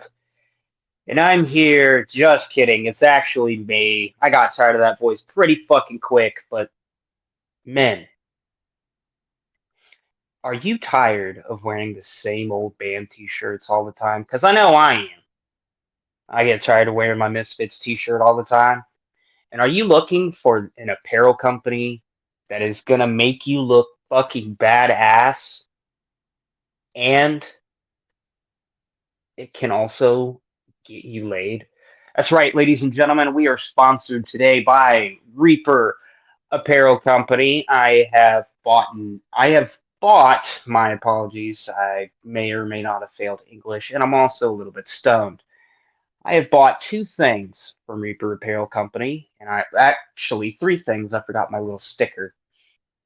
And the line that I really like is the Fragments of the Past line. It's like a big ace card with a skeleton hand holding a heart and a bunch of symbols. That yes. And as you can see right now, we're scrolling through what they have available. They got mystery boxes. They've got it's not the time of weather for it. They've got tank tops, short sleeve t-shirts, hoodies. I don't know if they have any zip up hoodies yet. Those would be kind of fire. And flannels. And I know for a fact that they've got beanies. I gotta get mine ordered. But I'm saying all of this to say it is the most comfortable stuff that I have ever ordered. There's no itchiness. It's comfortable. It gets here in a timely fashion. I think it takes maybe 4 to 5 business days, give or take. I can't confirm or deny because it comes all the way from California, or as Arnold Schwarzenegger would say, California. But anyways, you just go buy yourself a hoodie or a flannel. Or hell, they've even got fucking sweatpants. It's gray sweatpants weather, fellas. You want to show off you got that thing? They got the color for you. And you can look like a badass while doing it. While having that thing swing around. I say all of this to say it's a great company. They've been with us. I'm pretty sure they've been with James from the very beginning. But they've been with us since I've been on board. And I've loved everything that I've purchased. And I can't say enough good things. But since they sponsor the podcast, you know what you get besides getting laid? That's right, ladies and gentlemen. You get a promo code, and that promo code is Savage Pod for 10% off. That's right, 10% off of your order. And I'm pretty sure, actually, I can't even say this in an ad read because it would make absolutely no sense with what today is in the American economy. But yeah, find yourself something nice, men.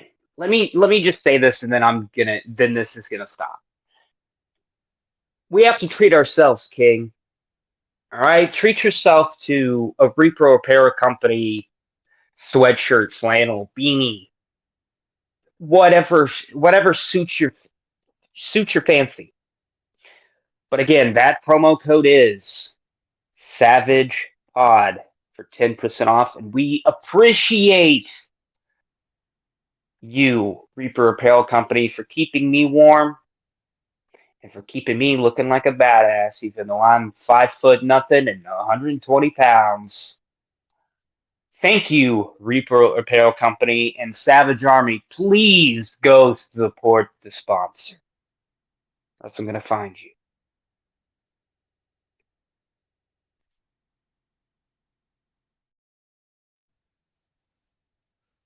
Welcome back, everyone. Um, uh, Hang on real quick, everyone.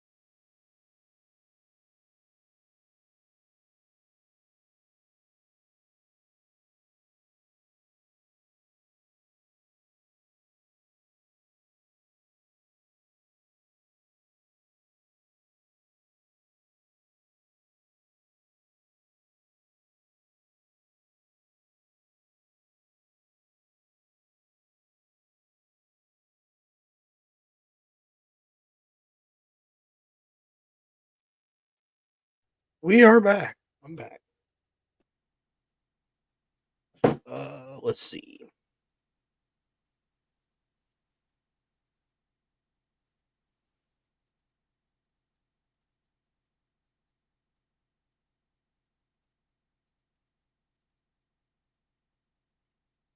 All right. We'll go over the ratings today.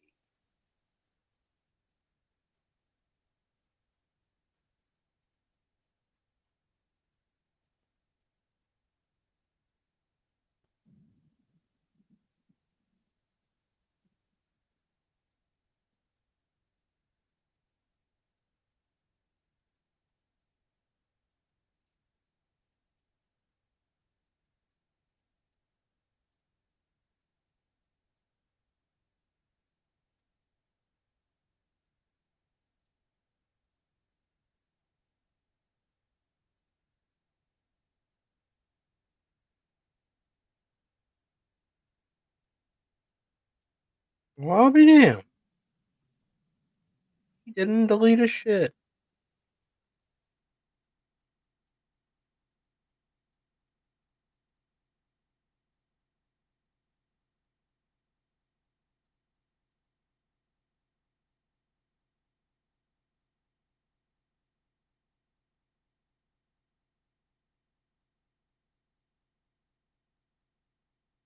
Oh, all right.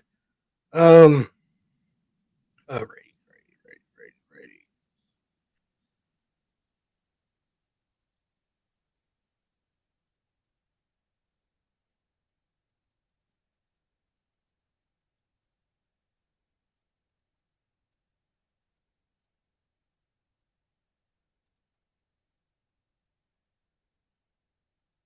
Monday Night Raw on Netflix hit a 2.6 in the United States, and in global they hit 4.9 mil, which that is phenomenal. That is great for a debut for them. NXT New Year's Evil drew a 957,000.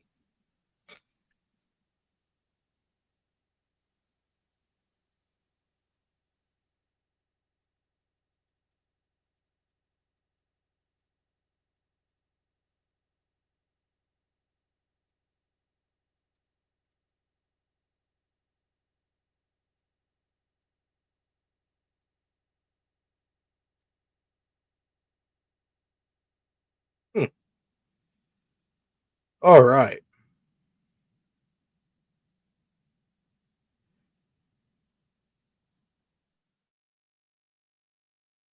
All right.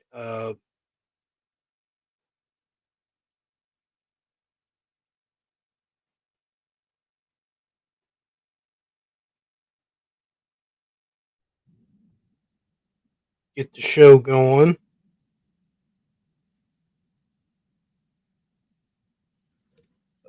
Let's see here.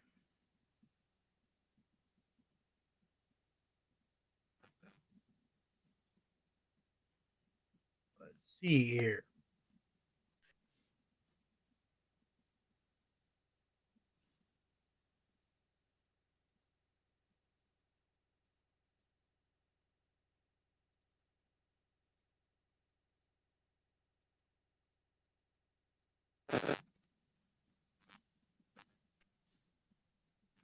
We are going to watch a couple of videos.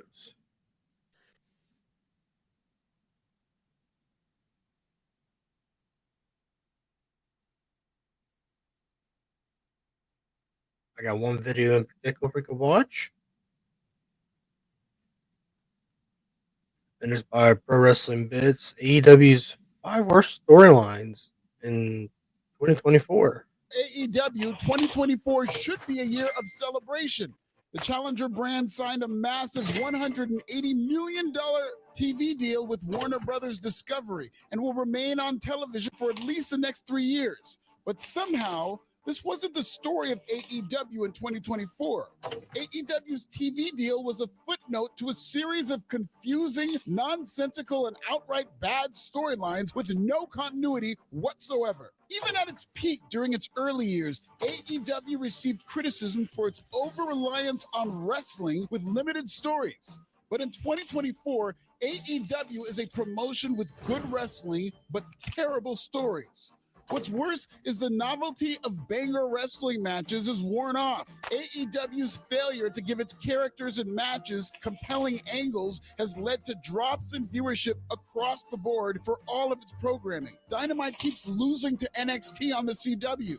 Rampage is a lame duck show set to be canceled in 2025. And whatever's left of Collision keeps doing record lows and has to go up against WWE PLEs at least once a month.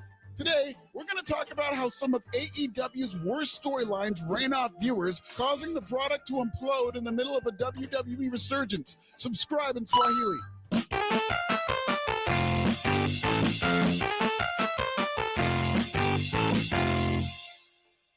AEW's public perception is worse than United Healthcare. The only difference is AEW's CEO is still alive. Shout to Tony. If that vigilante took out TK, people would be asking themselves why Luigi Mangione murked his ugly Bizarro twin. AEW self-destructed in 2023 amid the CM Punk saga, a saga that continues to haunt AEW. In 2024, AEW went from dealing with hate to dealing with apathy, which is even worse. Few characters connected.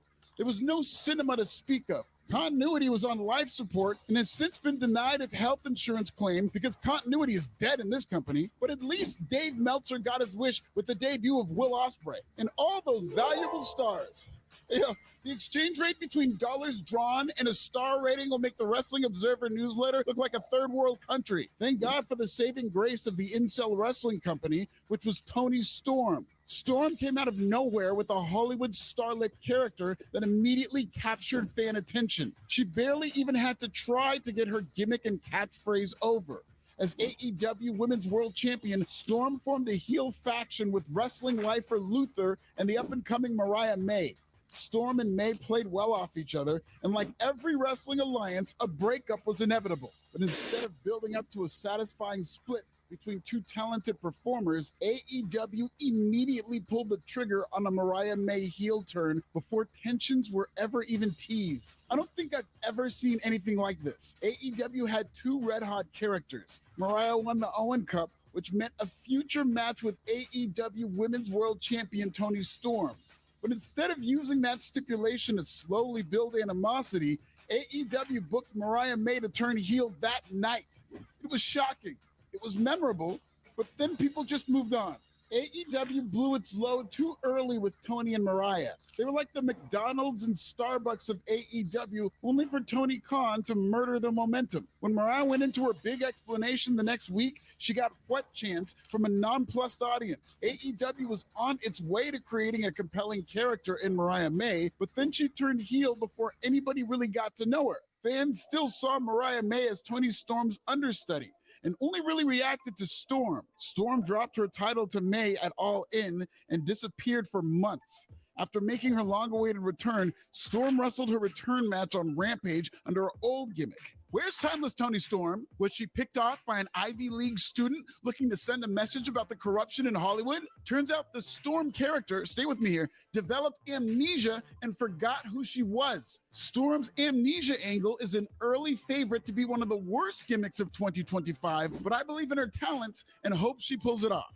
AEW's women's division experienced more than just one bad storyline, and the next entry could signal the end of one of AEW's original stars. Mercedes Moné debuted with AEW in 2024, immediately supplanting Britt Baker as AEW's top women's star. When Britt returned at Forbidden Door, AEW had all the tools for a dream match between an AEW original and a top star from up north. It looked amazing on paper. Sadly, that paper read like a batshit manifesto from a hypocrite killer. Baker's 2024 was riddled with start and stop appearances due to both bad health and backstage reasons. Baker's original absence was due to a health scare after she suffered a mini stroke. Shortly after her return, A backstage altercation with MJF and his girlfriend Alicia Atout resulted in Britt's alleged suspension. In what was supposed to be their finest hour, Britt Baker and Mercedes Moné, despite their talents, stunk up the joint at AEW All In with the worst match on that card. Britt disappeared from TV yet again after infamously being seen on camera saying "nobody cares" in response to Serena Deeb. Nobody cares is also AEW's slogan for 2024, as well as the internet's official comment on Brian Thompson's death. Both Mercedes and Britt Baker embody AEW's failures for opposite reasons. Mercedes was paid a lot of money to be a top star in AEW and increase viewership. She's on TV every week with not one but two belts and has mostly great matches. But this is not translated into bigger ratings. It's not Mercedes' fault. Nobody could save AEW right now. Britt Baker, on the other hand, spent most of 2024 off TV, and even when she came back, AEW's storytelling for her only major feud was so weak, nobody cared. The same cannot be said about MJF and Adam Cole, who not too long ago seemed to be on the verge of saving AEW. As Better Than You, Baby, MJF and Cole's buddy comedy was instant magic. It led to the babyface turn of MJF and some of AEW's best character development to date. But after suffering a freak injury on Dynamite, Cole went heel months later, revealing himself to be the devil. Cole formed the Kingdom featuring Wardlow. Like Wardlow, the faction went nowhere in 2024. Cole returned as a babyface after his ankle injury healed, no thanks to United Healthcare, am I right? But shortly after MJF reverted to being a heel, the two essentially switched roles for no reason, and the best alibi AEW could come up with is that MJF has always been a bad person. So wait a minute, MJF held it down for Adam Cole by defending their tag team titles by himself, sometimes even wrestling twice on the same show. And after Adam Cole turned on MJF, Cole is the sympathetic figure? Is you crazy? To make things worse, AEW overthought itself and had Roderick Strong outduel Adam Cole to win the right to face MJF on pay-per-view. We got Roderick Strong versus MJF on pay-per-view, and guess what? Nobody cared. Britt Baker's words and mine. Somebody who cares almost too much about fixing AEW's problems is Jon Moxley. In August of this year, Mox returned with the revamped version of the Blackpool Combat Club, now dubbed the Death Riders, or as I like to call them, the Whitepool Combat Club. Dean Clanbrose won the AEW World Championship with the backing of a stable inspired by a skinhead movie. It's an art-imitating life storyline about Moxley showing tough love to AEW by trying to get AEW's original young core of stars to be better. I like the ambition, but this ain't it. We have a large enough sample size to gauge just how effective AEW's top storyline is. It's not. Bizarro Luigi needs to assassinate this gimmick, and if he does, all but the words written on the bullet would say, "Nobody cares." This is a similar sentiment to AEW's worst storyline in 2024. In fact, I think this storyline is the reason people were immediately fatigued with AEW's latest takeover angle, and that story was none other than the Elite's hostile takeover. Invasion storylines almost never work. And the one that did work is one of the greatest stables in pro wrestling history. So either the AEW takeover angle wouldn't work out, or if it did, everything they did would be held to the standard of the NWO. This was a lose-lose situation from the jump. AEW paired scapegoat Jack Perry alongside the Young Bucks and Okada. On paper, this should have been a hot stable, but unlike that paper the Elite was drawn on, they didn't draw. You look at two top stars and EVPs in the Young Bucks, Jack Perry coming off all that CM Punk drama, and the incomparable Kazuchika Okada. Like, what could go wrong? Everything. The Young Bucks took part in an embarrassing angle where they aired backstage footage from last year's Brawl In. This kept CM Punk relevant while showing a Spike audience footage of an AEW pillar losing a fight in real life. The streets say Punk was spotted enjoying a Happy Meal after his destruction of Jack Perry. AEW's audience fell off violently in the weeks to follow, probably because some tuned in thinking CM Punk might come back to AEW, only to realize Cousin Phil was gone for good. Okada was reduced to a comedy character with a paper championship. He barely wrestled. In a matter of weeks, the Young Bucks' authority was easily muted by Christopher Daniels, basically a substitute teacher who was hired remotely by Tony Khan. The end. That was the story. It sucked. And not only did AEW not learn its lesson about hostile takeover storylines, they followed up with another one just months later. And it was so bad, it made this list like we just talked about. AEW in 2024 was nothing short of a disaster. The more I watch AEW, the more I fear that all that money will just buy more time to fuck up on national television. When people see one wrestling company streaming on Netflix and the other on the WBD circus station, it'll be impossible to take AEW seriously as competition to NXT, let alone Raw or SmackDown.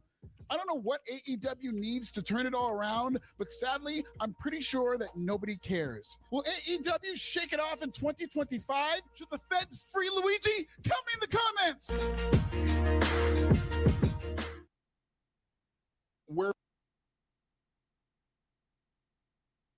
All right. There's one video.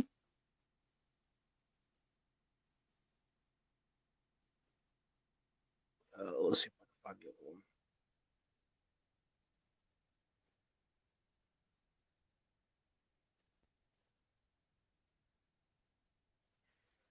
This one called Dave Meltzer's Top Fuck Up.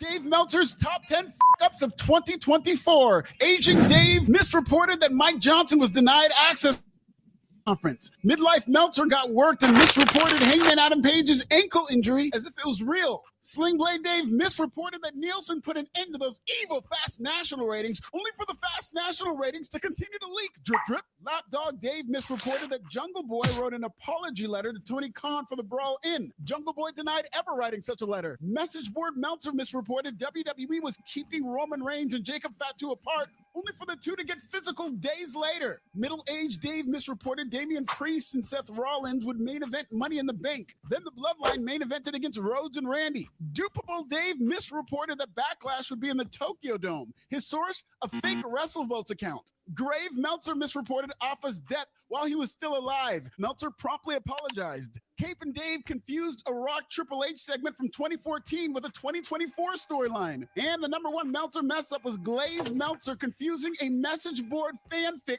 for a WBD internal memo, because these are...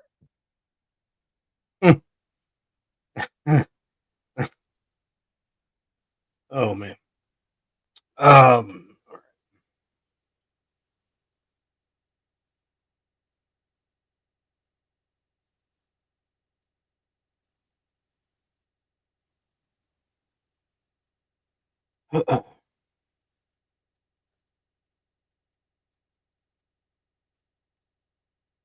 Talk about getting him make his return. He returned. Good for him for his return for dealing with diverticulitis. I'm glad he's back and all that. So let's just end it with an album of the week.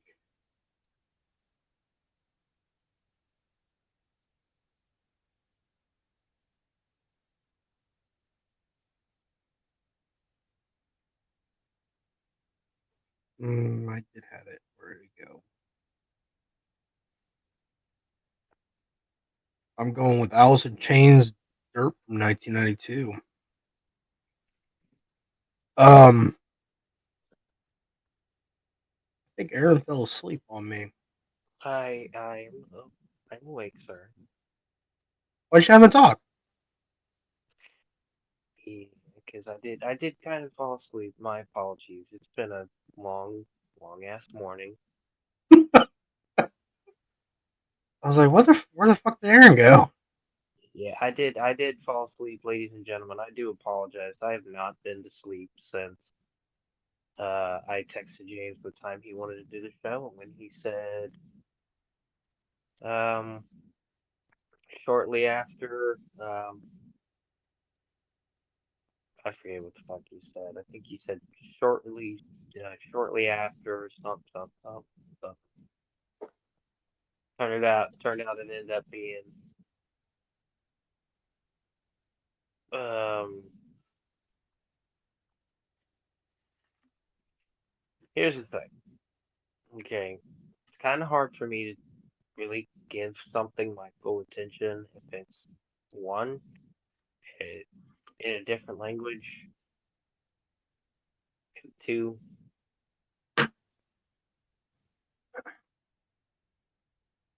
fuck, I forget what I'm doing this.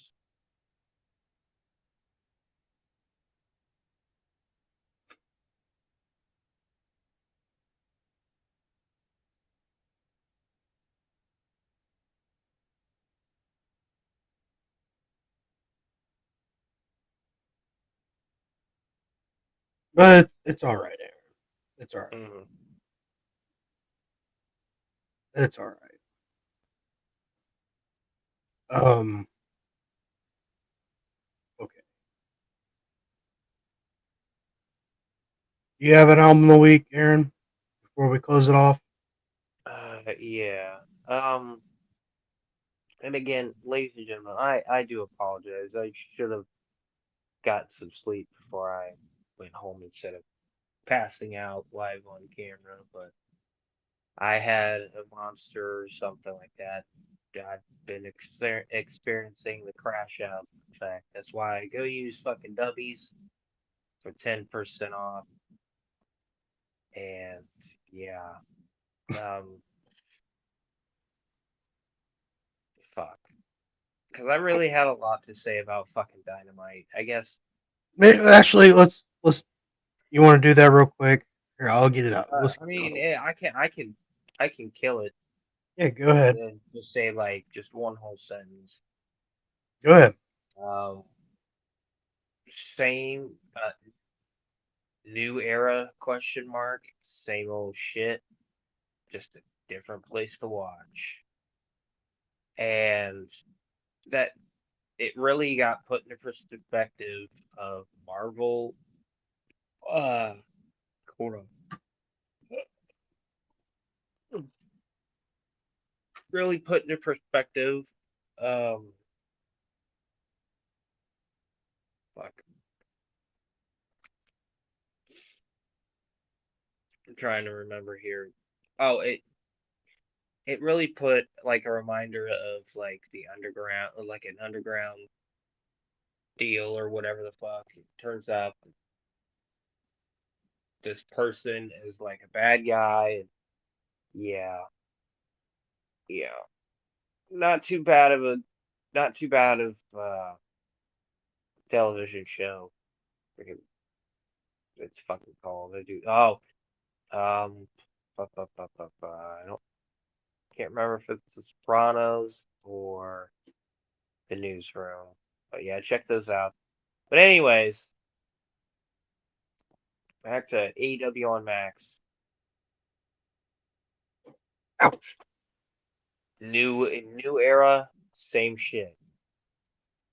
Mm-hmm. You can obviously tell that Tony Khan has kind of just lost control and is just throwing shit up against a wall just to see what sticks. And this past Dynamite was probably one of the most boring Dynamites I've seen in a long time. I mean, we It talked about it was. earlier. Fucking Jack Perry put my ass to sleep. Yeah, where's Dynamite put my ass to sleep yesterday?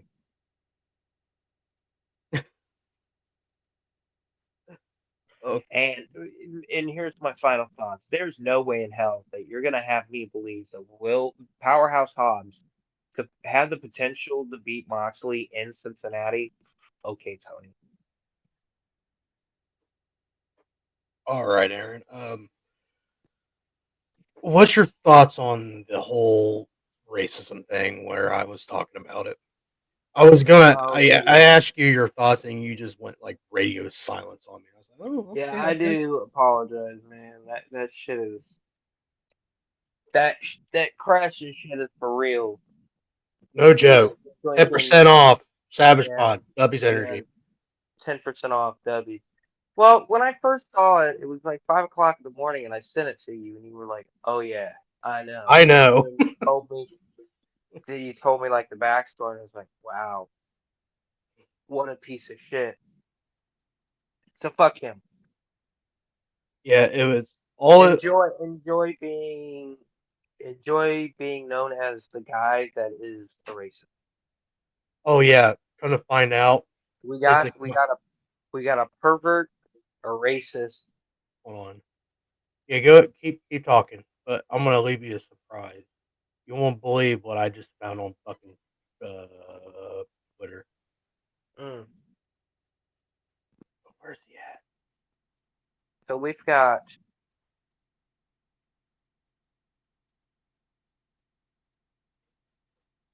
Guess what, people? hold on. We have a racist.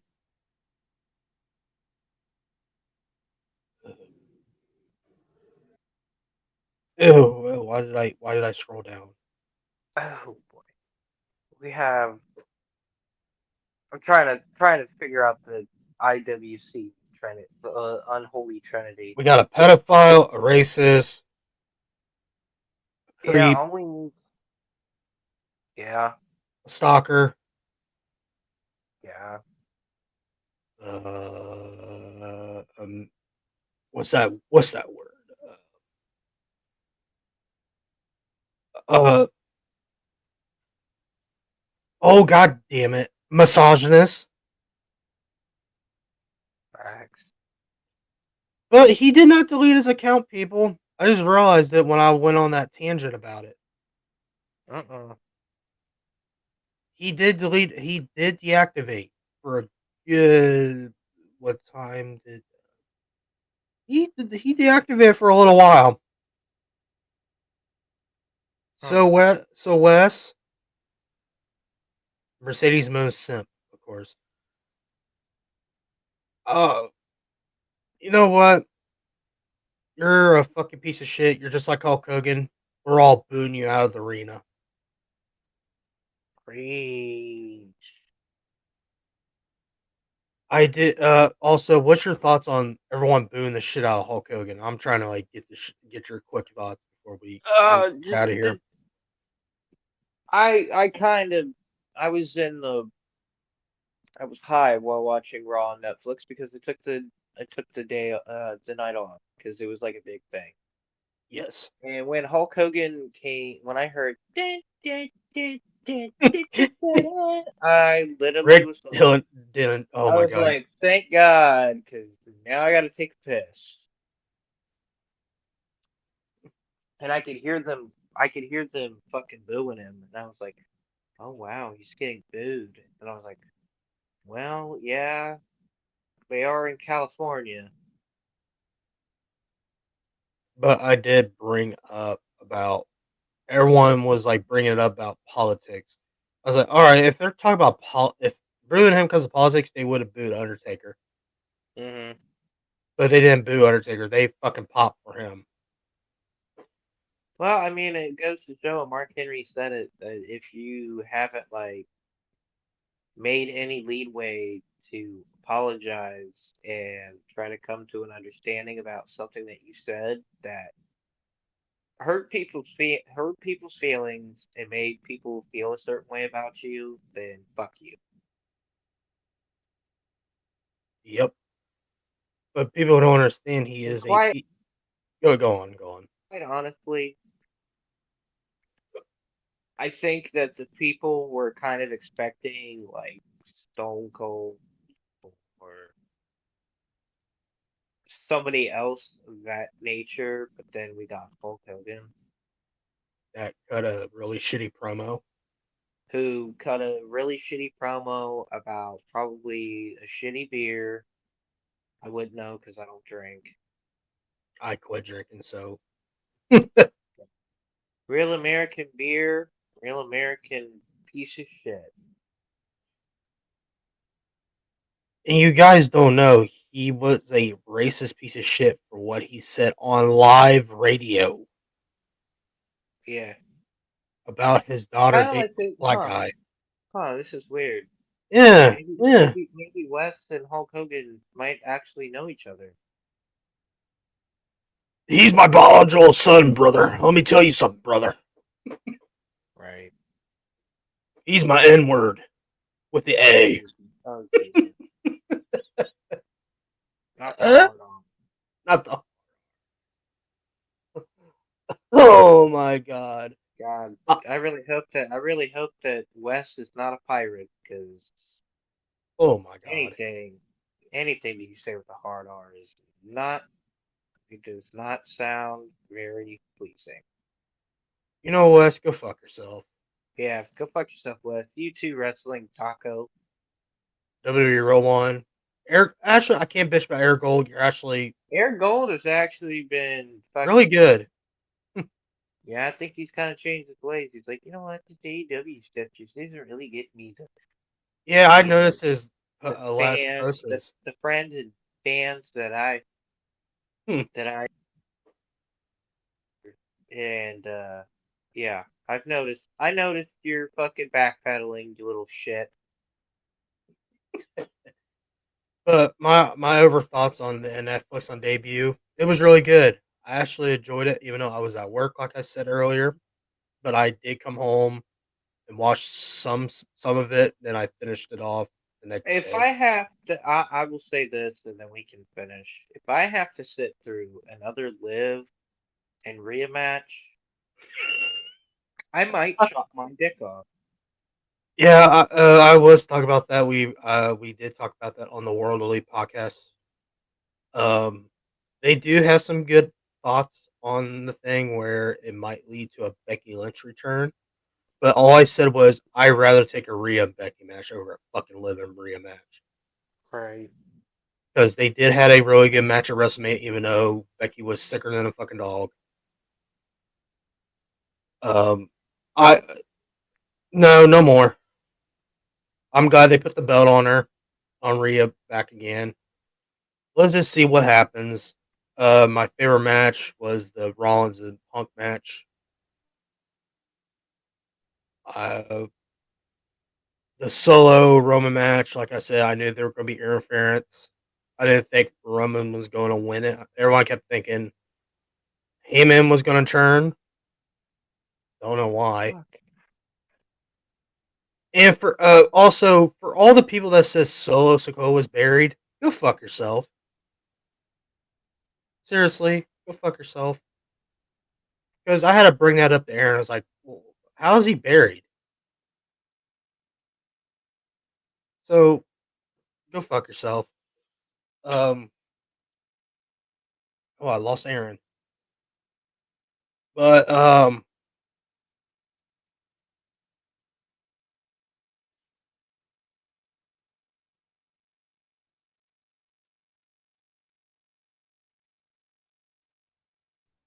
there you are. Well, that's just terrific. I can't hear a fucking thing. Can you hear me now? Hold on. Hold up. Wait a minute.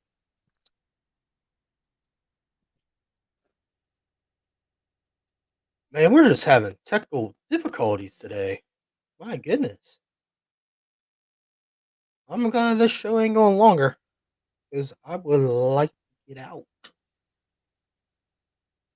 and do my MLB The Show rebuilt. Also, I do.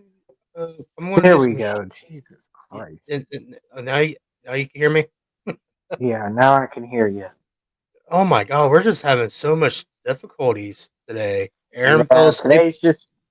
today's just not our day. I should have fucking tried to catch Shit. some Z's But the before funny, you know hopping what's on, but you know what's awesome? I let Aaron took his nap. I kept like, no, I think Aaron fell asleep because the whole time I'm like, I could kind of hear him like when you move, like when you adjust yourself.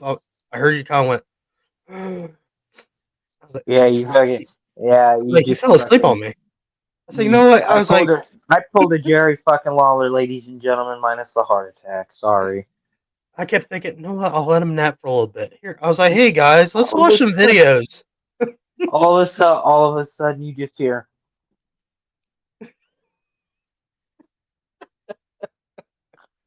I was like, hey. Then I was like, hold on, let me do the ad break. After I said the raw thing, still no Yeah, Aaron. I just looked at all my notifications. I did not hear any of these go off. Then I'm like, hold on, I'll be right back. Then I put the be right back. I was trying to get a hold of you. I was like, no, he fell asleep. Okay. I came back. I was like, all right, guys, let's watch some random videos that I picked. So we watched them together. And I'm like, It's so funny though. The last thing I remember talking about was fucking Jack Perry, and then boom, fell asleep. Mr. Sandman, be asleep. Bum bum bum bum. You have the boringest matches I've seen. I was like, oh fuck, I can't do this shit by myself. I was like, fuck it. I'm gonna see if I can pull this off. Fuck it, I'm gonna pull it off. But album of the Yeah, week. if we listen, ladies and gentlemen, this is all Ohio State's fault, and I love the Buckeyes. But if their game wasn't fucking today, and it could have been yesterday, I would have been able to just be like, "Hey, buddy, I'm feeling a little tired. Can we shoot for later in the afternoon?" And I would have said, yeah, we could. But no, Ohio State has to play tonight. Beat 7:30. all right. Fucking Christ. All right, let's get the fucking album of the week. Let's get the fuck out of here. All right. Fuck me. I don't even. Trying to think of an album of the week.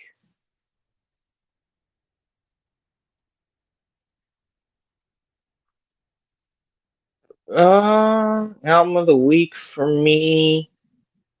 Oh, there we go. Album of the week for me is going to be Metallica. Injustice for All. Oh, thank God! I thought you were gonna say something else. One day, I'm gonna come in here and go like, "Yeah, my album of the week is Saint Anger by Metallica." Oh my fucking God!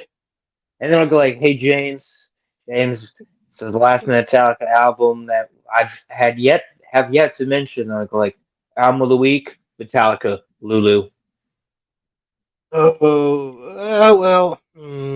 Nah, listen, I legit tried to give Saint Anger a chance over the holiday break, and yeah, that album sucks. All I can hear is fucking Lars's fucking snare. That's probably the worst album. Saint Anger in my head. Do. Nah, the worst. Listen. Saint Anger's bad, but the worst song that I've ever heard them do is Tuesday's Gone. The cover makes me sick just thinking about it. If I was James if I was James, if I would have heard all that snares in that fucking song, I just would turn around and like, dude. But you are James. I'm on a Hetfield. Oh. I'm on a Facts. fucking ego. I'm on an egomaniac. Facts. I would have just turned around and went, dude, Lars, easy on the fucking snares. Easy on the Goddamn. oil barrel. Goddamn. What happened to you, motherfucker? You son of a bitch. All right, my album of the week. I hope no one heard that. I didn't hear a fucking thing. Oh, good, because I farted really loud. What the fuck? You don't have to tell me that. I was like, oh shit. Oh, by the way. The mic picked up. By the way, I have something really controversial that I want to say. Yeah. And then after I say it, just cut the feed. Okay. My album. Yeah. You'll understand it after I say it. All right, I got it on the end stream button real quick. But my album of the week is Dirt from 1992 from Alice in Chains, my all-time favorite album by Alice in Chains. I'm what's that fucking look? I like the first album a lot better. Let's see, Facelift. That's their first album. Yeah, I have Dirt on vinyl. I got the anniversary edition. I feel it just sounds so much better. Oh wow, everything sounds better on vinyl. I'm looking back at the album. It has We Die Young, Man in the Box, I can't remember. But the reason I like Dirt because my favorite song on Dirt is Nutshell. uh is Dirt is it Dirt? Yeah, it's Dirt. I like Down them in a both. hole. Down in the Hole. Yep. Them Wood. Bones. Wood. Yep. Rooster. Yeah. Good. It's a good Huge album. album. Huge album. Then after that, there was Jars of Fly, where Nutshell came in. That's my favorite House and Oh Chains my song. god. So emotional. Mm-hmm. Read up Yeah, on ladies and gentlemen, again, I apologize for being unprofessional. Cry Me a River.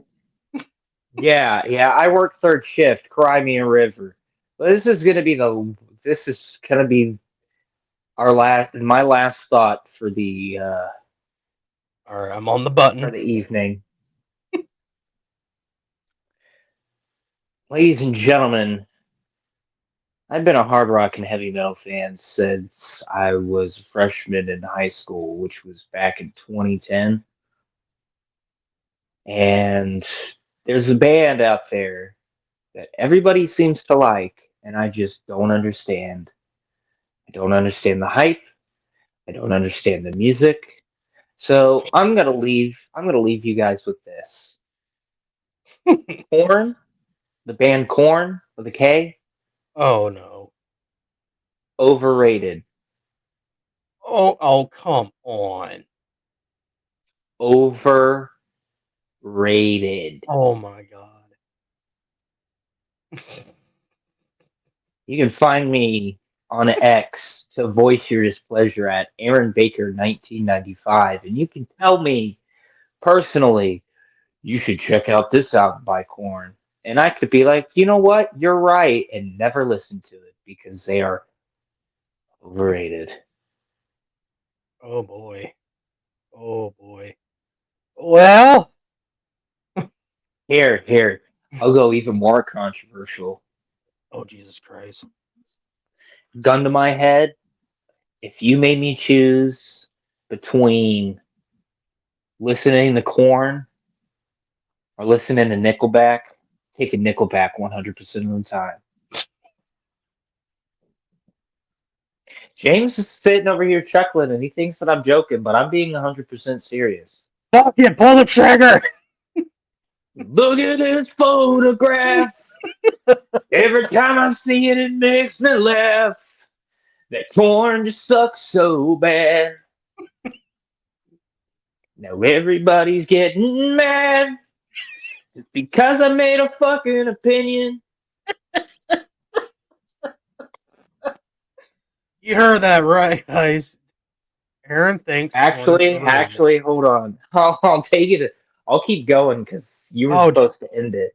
You were go supposed ahead. to end it. No, I'm End like, the go ahead. if Keep going. listen. If at the end of the world, if it's the end of the world and we have music to live by, put on our little fucking figure out how we can have music again, and someone puts on Corn. I'm sorry, it's game over. It's game over. I do not need to hear. Like, I'm sorry, that's not sounds you want to hear during the end of the world. Hang on. Before we go, I want to give you two options: Deftones or Korn. Do you rather hear a fucking guy moan in your ear or a guy fucking just beatbox?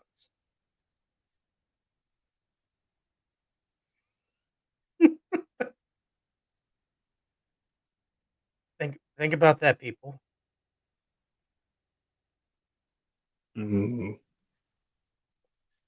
It's kind of hard, isn't it? Name me a really popular Deftones song.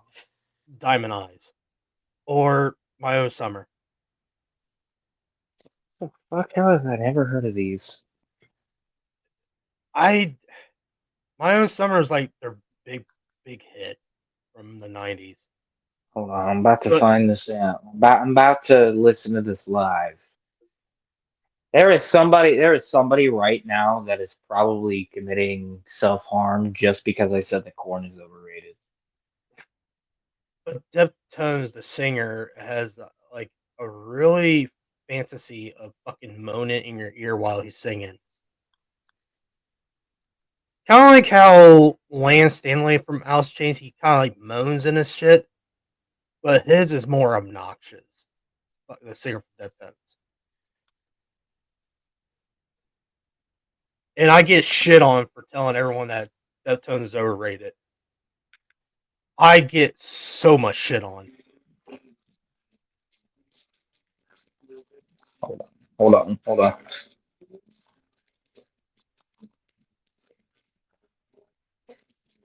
I need to hear the fucking chorus. Hold on.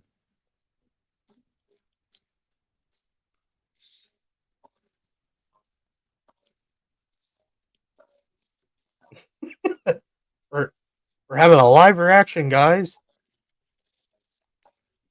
Said Diamond Eyes. That's their other good song, Diamond Eyes or My Own Summer.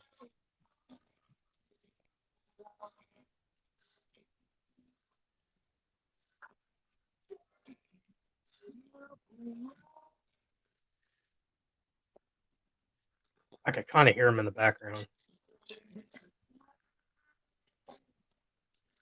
Oh my god!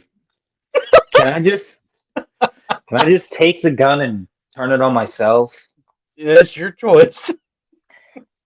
Yeah, well, in the battle between Deftones and Korn, it looks like the winner is Deftones and Korn because I am not choosing between either of those. See what I'm talking about? Oh, Yeah, I heard it. I heard as soon as he started singing, I was like, I'm not. Always, you know. Yeah, no, sorry. I don't want to be sexually molested while I'm trying to listen to music. All right, guys. Get the fuck off of me. Bye, Corn's still overrated. Deftones overrated. Fuck all y'all. I'm through standing in lines in clubs I never get in. It's like the bottom of the ninth, and I'm never gonna win. Oh my fucking god! Stop! God! This is how you remind me. See, that song ain't that bad. I didn't mind that shit, but boy, after, oh my god! 'Cause nobody wants to be the last one there. All right, guys, we'll see you. Fuck, next week. Bye. Boom, or whatever Jonathan Davis said. See y'all. Bye.